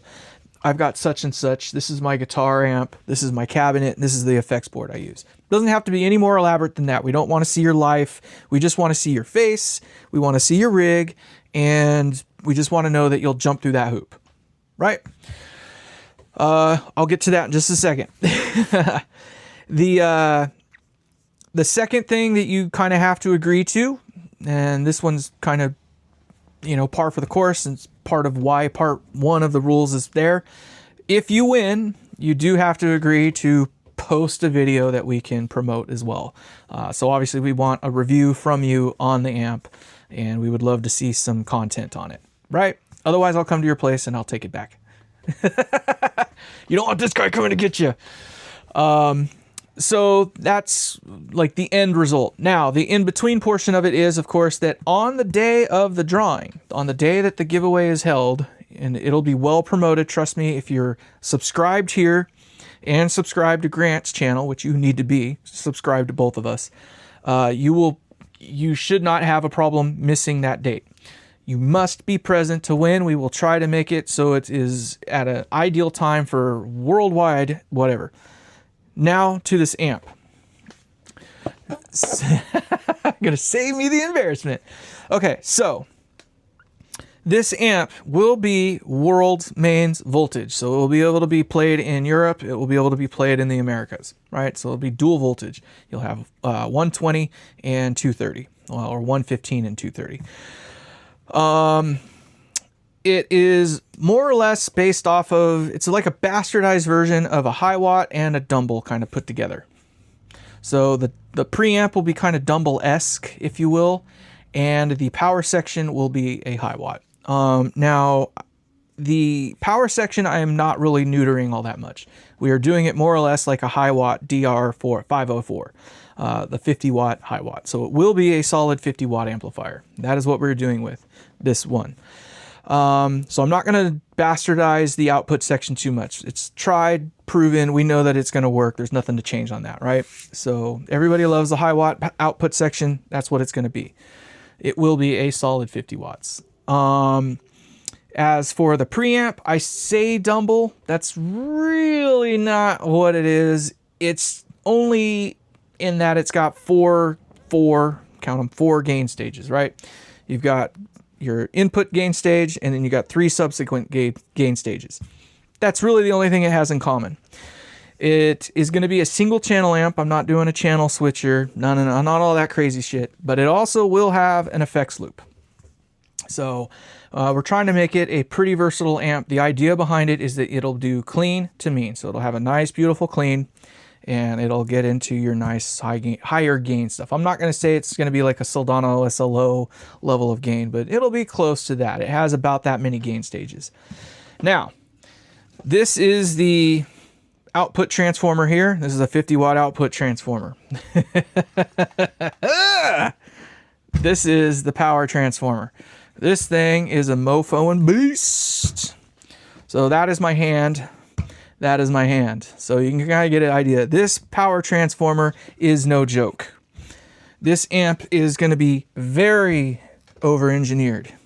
So what I mean by that is that the power transformer is probably at least a minimum of 2x what it needs to be, but probably closer to 3x what it needs to be. There's a reason for that. The reason is that we are doing a hell of a lot of freaking filtering up front. So this thing is going to have 200. So this is the part I am bastardizing a little bit of the high watt thing. We're going to do 200 UF on our primary reservoir cap node, right? So node A in the amp, the very first node in the amp, is going to be 200 UF of filtering.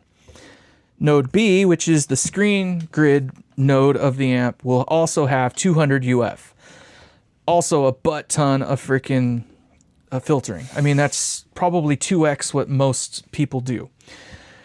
Which is why we're also incorporating some safety features and stuff like that. This guy has line filtering built into it and some other safety features built into it. We are also going to use a thermistor. The thermistor will be to allow the amp to turn on nice and slowly. So it'll act kind of like a rectifier tube. So when you turn the amp on, it's not going to be on. It's just going to be a nice slow swell. So this thing is going to have some juice. Now, The reason I went with a larger power transformer like that is we're not running the conventional voltages. So most 50 watt amps and most high watts and most of these other amps are generally right around the 450 volt mark at operation, right? 450 volts thereabouts at operation. This one, I don't like using stacked caps. It's a me thing. I'm not saying it's a better way to do it. It is a way to do it. So I'm doing it the way that I like to do it, which is to use slightly lower than is typical voltages and slightly higher than is typical primary impedances for the output transformer than is typical. All right. So I try to design the power supplies to not sag as much under load, if that makes any kind of sense. So I'm using slightly lower voltages, but in order to compensate and make it so that the amp doesn't sag all the way down in and of itself, we're using transformers that are a little beefier than they need to be. So they hold pretty steady. It's just, you know, yada, yada, yada. Now, the reason I don't like stacking caps is, if you can imagine this guy here, it's 100 and 100. It's got two 100 UF capacitors built into it, but they share a single ground node. I don't like that. That's the reason, you know, these kind of caps suck to really use in amplifiers, because you got two different nodes on here that you could potentially use, but only one ground point. And if those two nodes don't want to be grounded together, well, you don't get a choice because it's going through that one ground anyway. Well, in this case here, what I'm going to do is run this cap in series, or excuse me, in parallel, excuse me. So I get 100 plus 100. So when you parallel caps, you get, you know, the addition of the two halves together. So this one will give me 200 UF at 500 volts, right? So that's the big thing. 500 volts. Most caps don't go over that much. Some will do 600 volts, but generally not at that level of capacitance. So it's helpful or smart or wise, or in my case, ideal, to lower the amount of voltage that you have in the amp, so you can run conventional caps. You know, you don't have to try to reinvent the wheel, if you will, and you don't have to parallel or stack the caps. If you look at a high watt schematic, I'm not going to pull it up today, but if you look at a high watt schematic, they take one of these and they series the cap, right? So they run one into the other. That actually halves the value. If you take 100 plus 100 and you series them together, you only get 50 UF. But you get it at 1,000 volts. So you double the voltage, but you have the capacitance. Whereas if you parallel them, you get double the capacitance at the same voltage, or at the rated voltage. We're not going to go with the Zehners. A lot of the safety stuff is, like I mentioned, kind of built into this guy. So I got a PEM is what they call it. It's a PEM. It's a power entry module. So this guy here has some of the line filtering. It's got the safety cap, and it's got a bunch of, it's just got a bunch of other little things in there, right? So this thing here it gets rid of the noise. It does all that fun stuff. I don't like dropping voltage with Zehners, if that's what you're referring to. So when you drop voltage with Zehners, you need to really beef up the amount of wattage that you buy for the Zehner. The problem is that the breakdown voltage for them doesn't guarantee that that's the voltage that you're going to drop across it. So if you buy a 20 volt Zehner and you reverse bias it to drop that 20 volts, it depends a lot on the current flow that's going through it, on whether or not it's actually going to drop more, less, or around 20 volts. Sometimes you can count on it, you know, when it's in its ideal operating point, but using Zehners to drop voltage is not my idea of fun. I have done it. I don't like to. So, that, and they do produce heat. So I have had a Zehner string that I put together to try to drop like 50 volts or something once. I was just testing to see how far I could kind of go with it. And based on the math, I could do it with, you know, 3 or 4 of these 5 watt Zehners, but the Zehners could handle it, but they got so hot that it actually melted the solder. It remelted the solder. That is no good. So you have to heat sink the hell out of these things. So I don't like using Zehners as a voltage dropping thing. It's not as bad if you do it at the center tap. So you can use a Zener at the center tap, and it is a little bit better there, but the problem is the center tap doesn't have a whole hell of a lot of current running through it because everything's kind of crossing through 0 at that point. So all it's really kind of doing is holding the center tap above ground by X amount, right? And it just cores out that portion of it based on the breakdown voltage. But again, you still have to worry about the wattage. You still have to figure out how you're going to cool the thing. And now it's this thing that if it fails, it can fail short. And a lot of the times, if I'm not mistaken, the Zeners do fail short. And if it fails short, that means all that voltage you were trying to get rid of just comes back anyway. And there is the noise.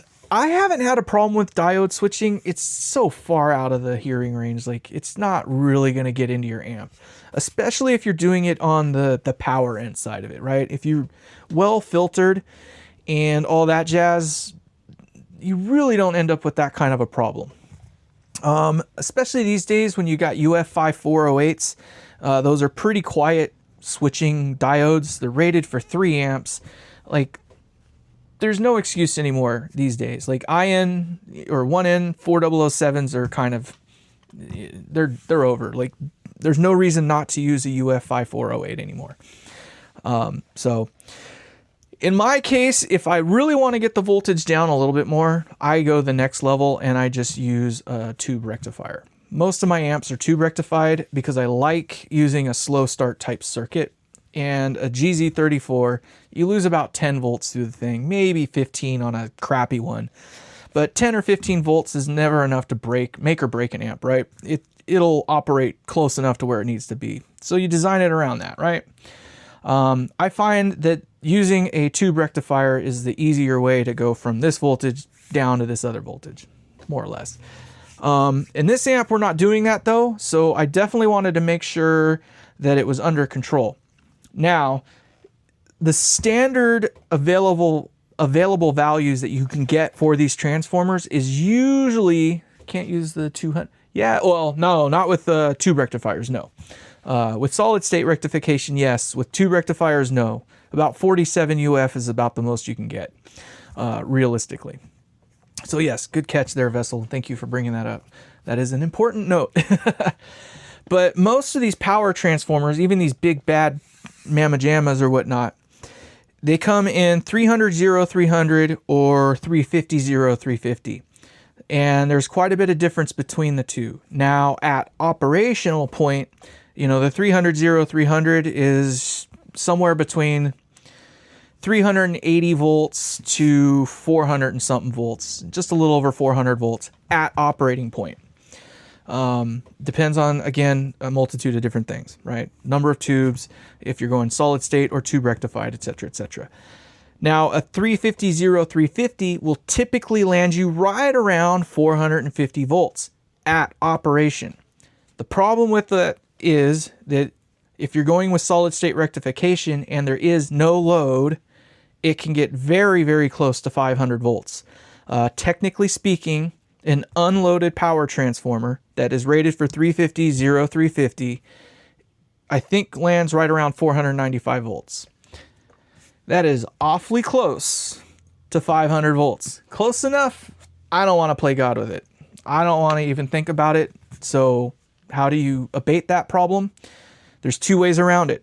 Way number 1 is to series a couple of caps up. That gets you 1,000 volts, so you're more than enough voltage capacity, but you lose capacitance. And you got this really expensive thing that you're putting, you know what I mean? It's just, to me, it's a waste. So you got this whole thing, which costs, what, 20 bucks after shipping practically, just to deal with the voltage. Or my way, which is just use a slightly lower power transformer. Use a beefy one so that the voltage doesn't drop as much. I suspect on a good day, unloaded, about 425 to 430 volts. Unloaded, right? So we're well under that 500 volt mark. Loaded down with this transformer, I'm shooting for a minimum of 400 volts. A minimum of 400 volts. But I think realistically, I'll probably end up closer to like 410 or something like that. That's the idea, right? That's why that thing is rated 3x what it needs to be for what we're doing with it. is to make sure that the transformer isn't the weak link. And the power supply is certainly not going to be the weak link. So because there's only 50 watts worth of power amp on the thing drawing it down, it may not drop all that much voltage. That's the hope. So I kind of get to have my cake and eat it too, right? Within 20 to 30 volts of normal operation point, more or less, and maybe 50 volts at worst. But so we lose 50 volts on our HT. But even at 400 volts, with this power transformer, we should end up with a solid 50 watts clean. Solid 50 watts clean.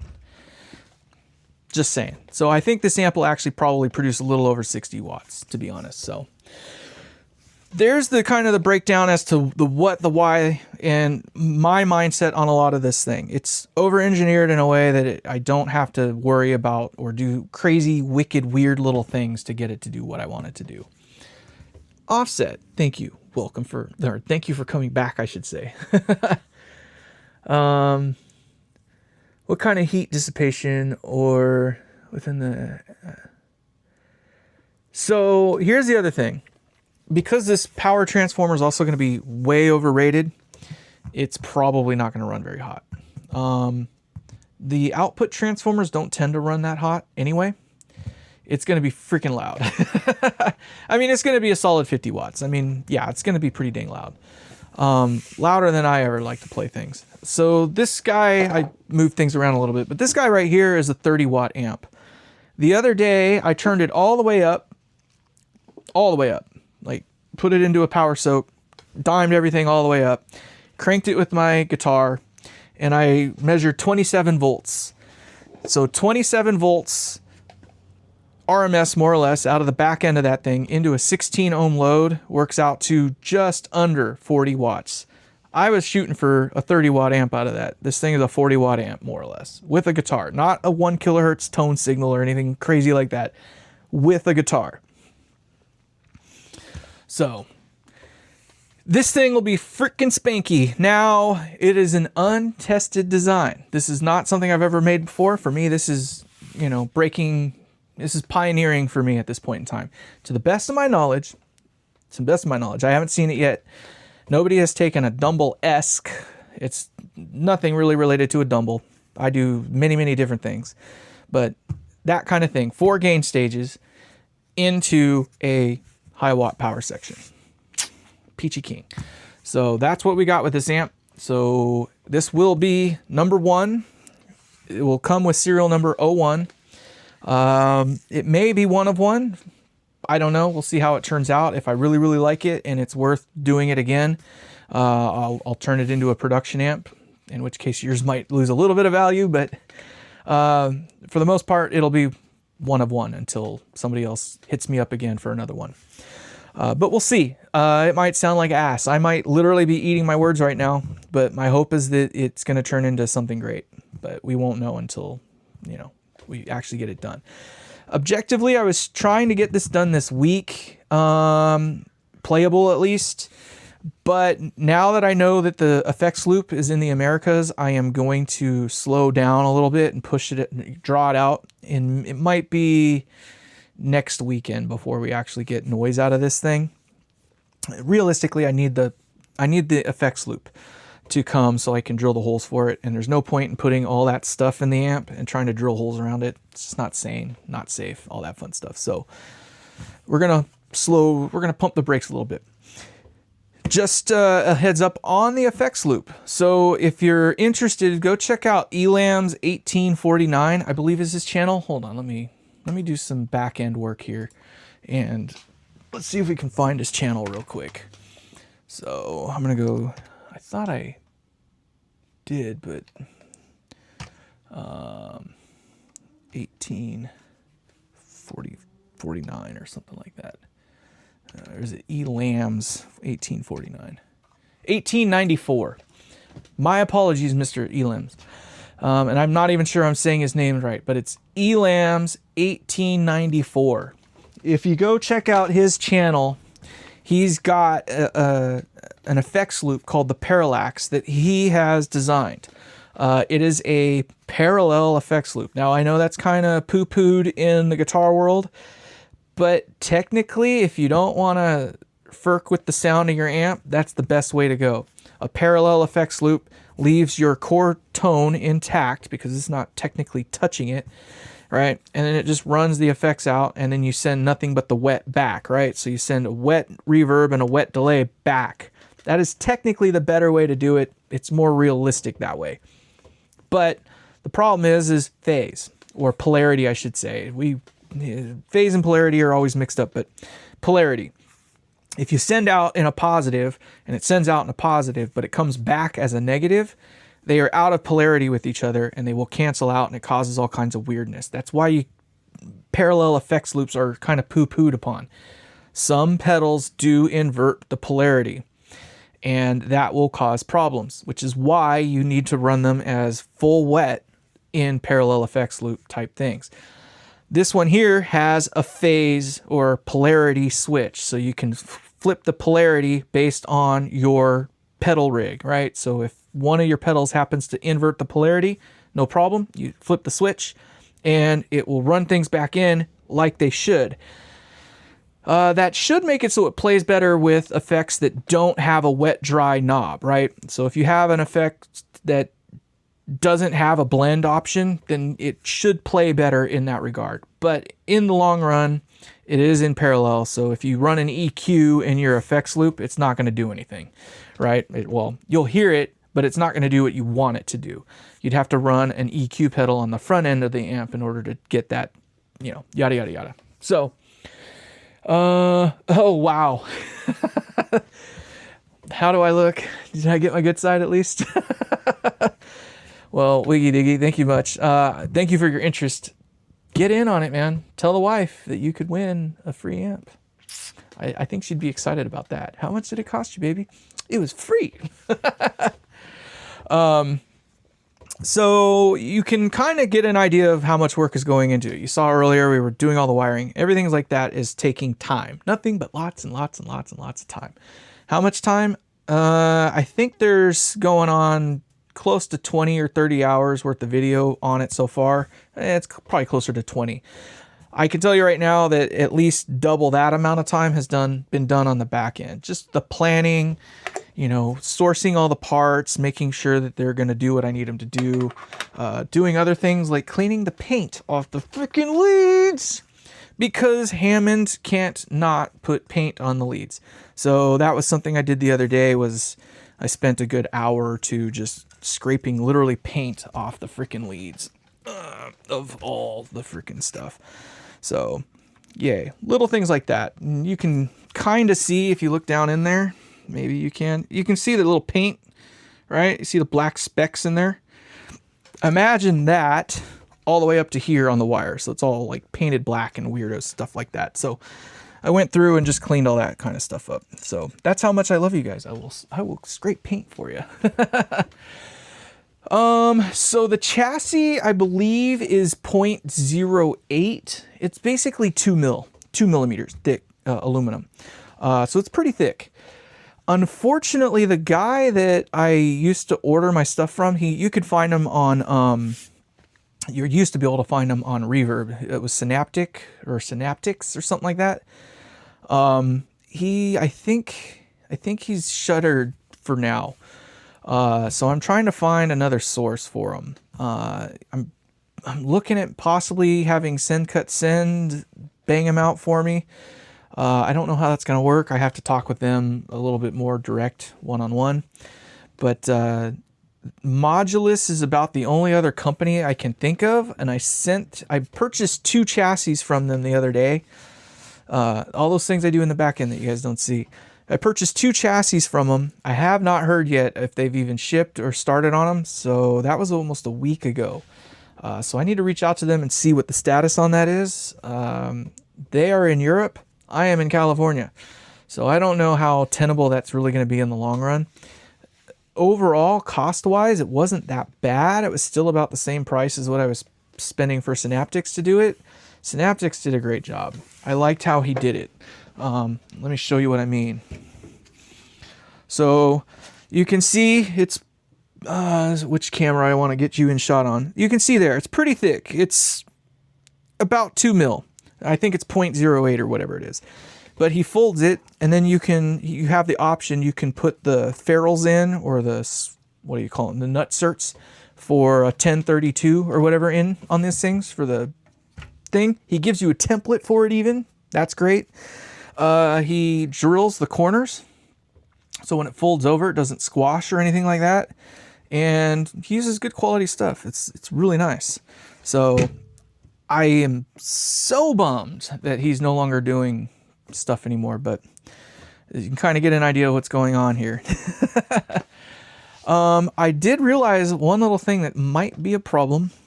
So on the next build, if I do this again, if I make this amp again, it will be a 10-inch deep chassis. This one's 8-inch. It'll be on a 10-inch deep chassis because I need a little more depth for these guys to get away from these. If you run a KT66, it runs extremely close to these preamp tubes here.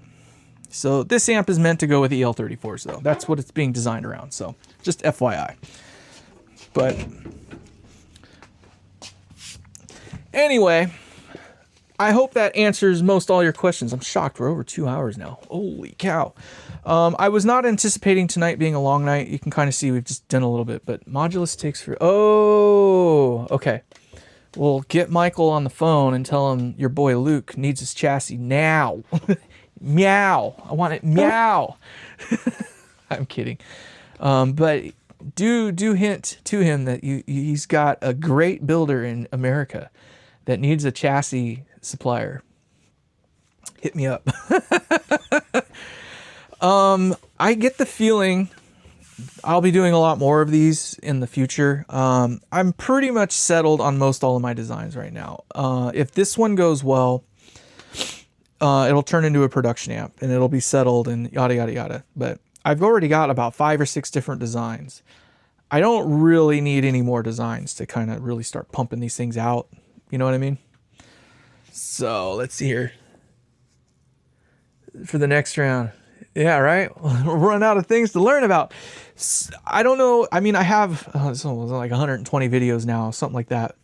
All of them have something like this in them for the most part, content-wise, like learning and whatnot. So what I'm noticing, though, is I'm being punished for doing these lives at the frequency I'm doing them. I was saying that I was talking earlier, but my subscription count has kind of jumped all over the place the last few days. This one seems to be doing pretty good. I don't know what it is. This video is doing well, but I'm trying different things, but I'm noticing that most people aren't going to sit back and watch a 2-hour-long video. So I don't know if it's worth it for me to come back and like chop this into parts more, but this is already going to turn into a freaking 10-part freaking video series. It's a little long, and when they're 2 hours a pop to do a live, it's asking a lot for somebody to come in and pay attention for that long. So, oh hell yeah! Is that Australia or Austria? This day in front. Nice. Hell yeah. Well, thank you for coming in, my man. I appreciate it. You guys have been great. I don't know how much more we really need to go through on this particular one.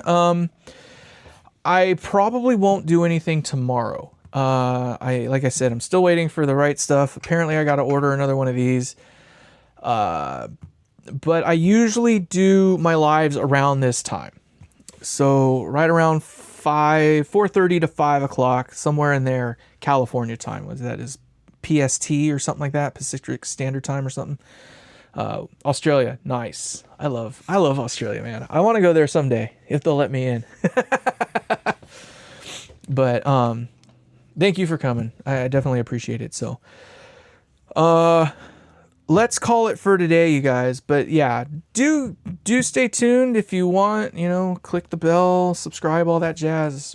There is more to come, and the fun part is still yet to be here. You kind of got to see what it sort of might have looked like if it were built as an amp. When it's gonna happen quick. Like I say, literally within the next 2 weeks, it'll probably look like a complete amp. I'm glad you love them. I don't mind them myself, but I just know like the attention span is pretty low. Like the average view duration for today's is 9 minutes. So we're 2 hours long into this, and the average duration is 9 minutes, which is to say most people come in and are like, oh, this guy's a freaking goof, or he's boring as all get go. Screw this guy, I'm out.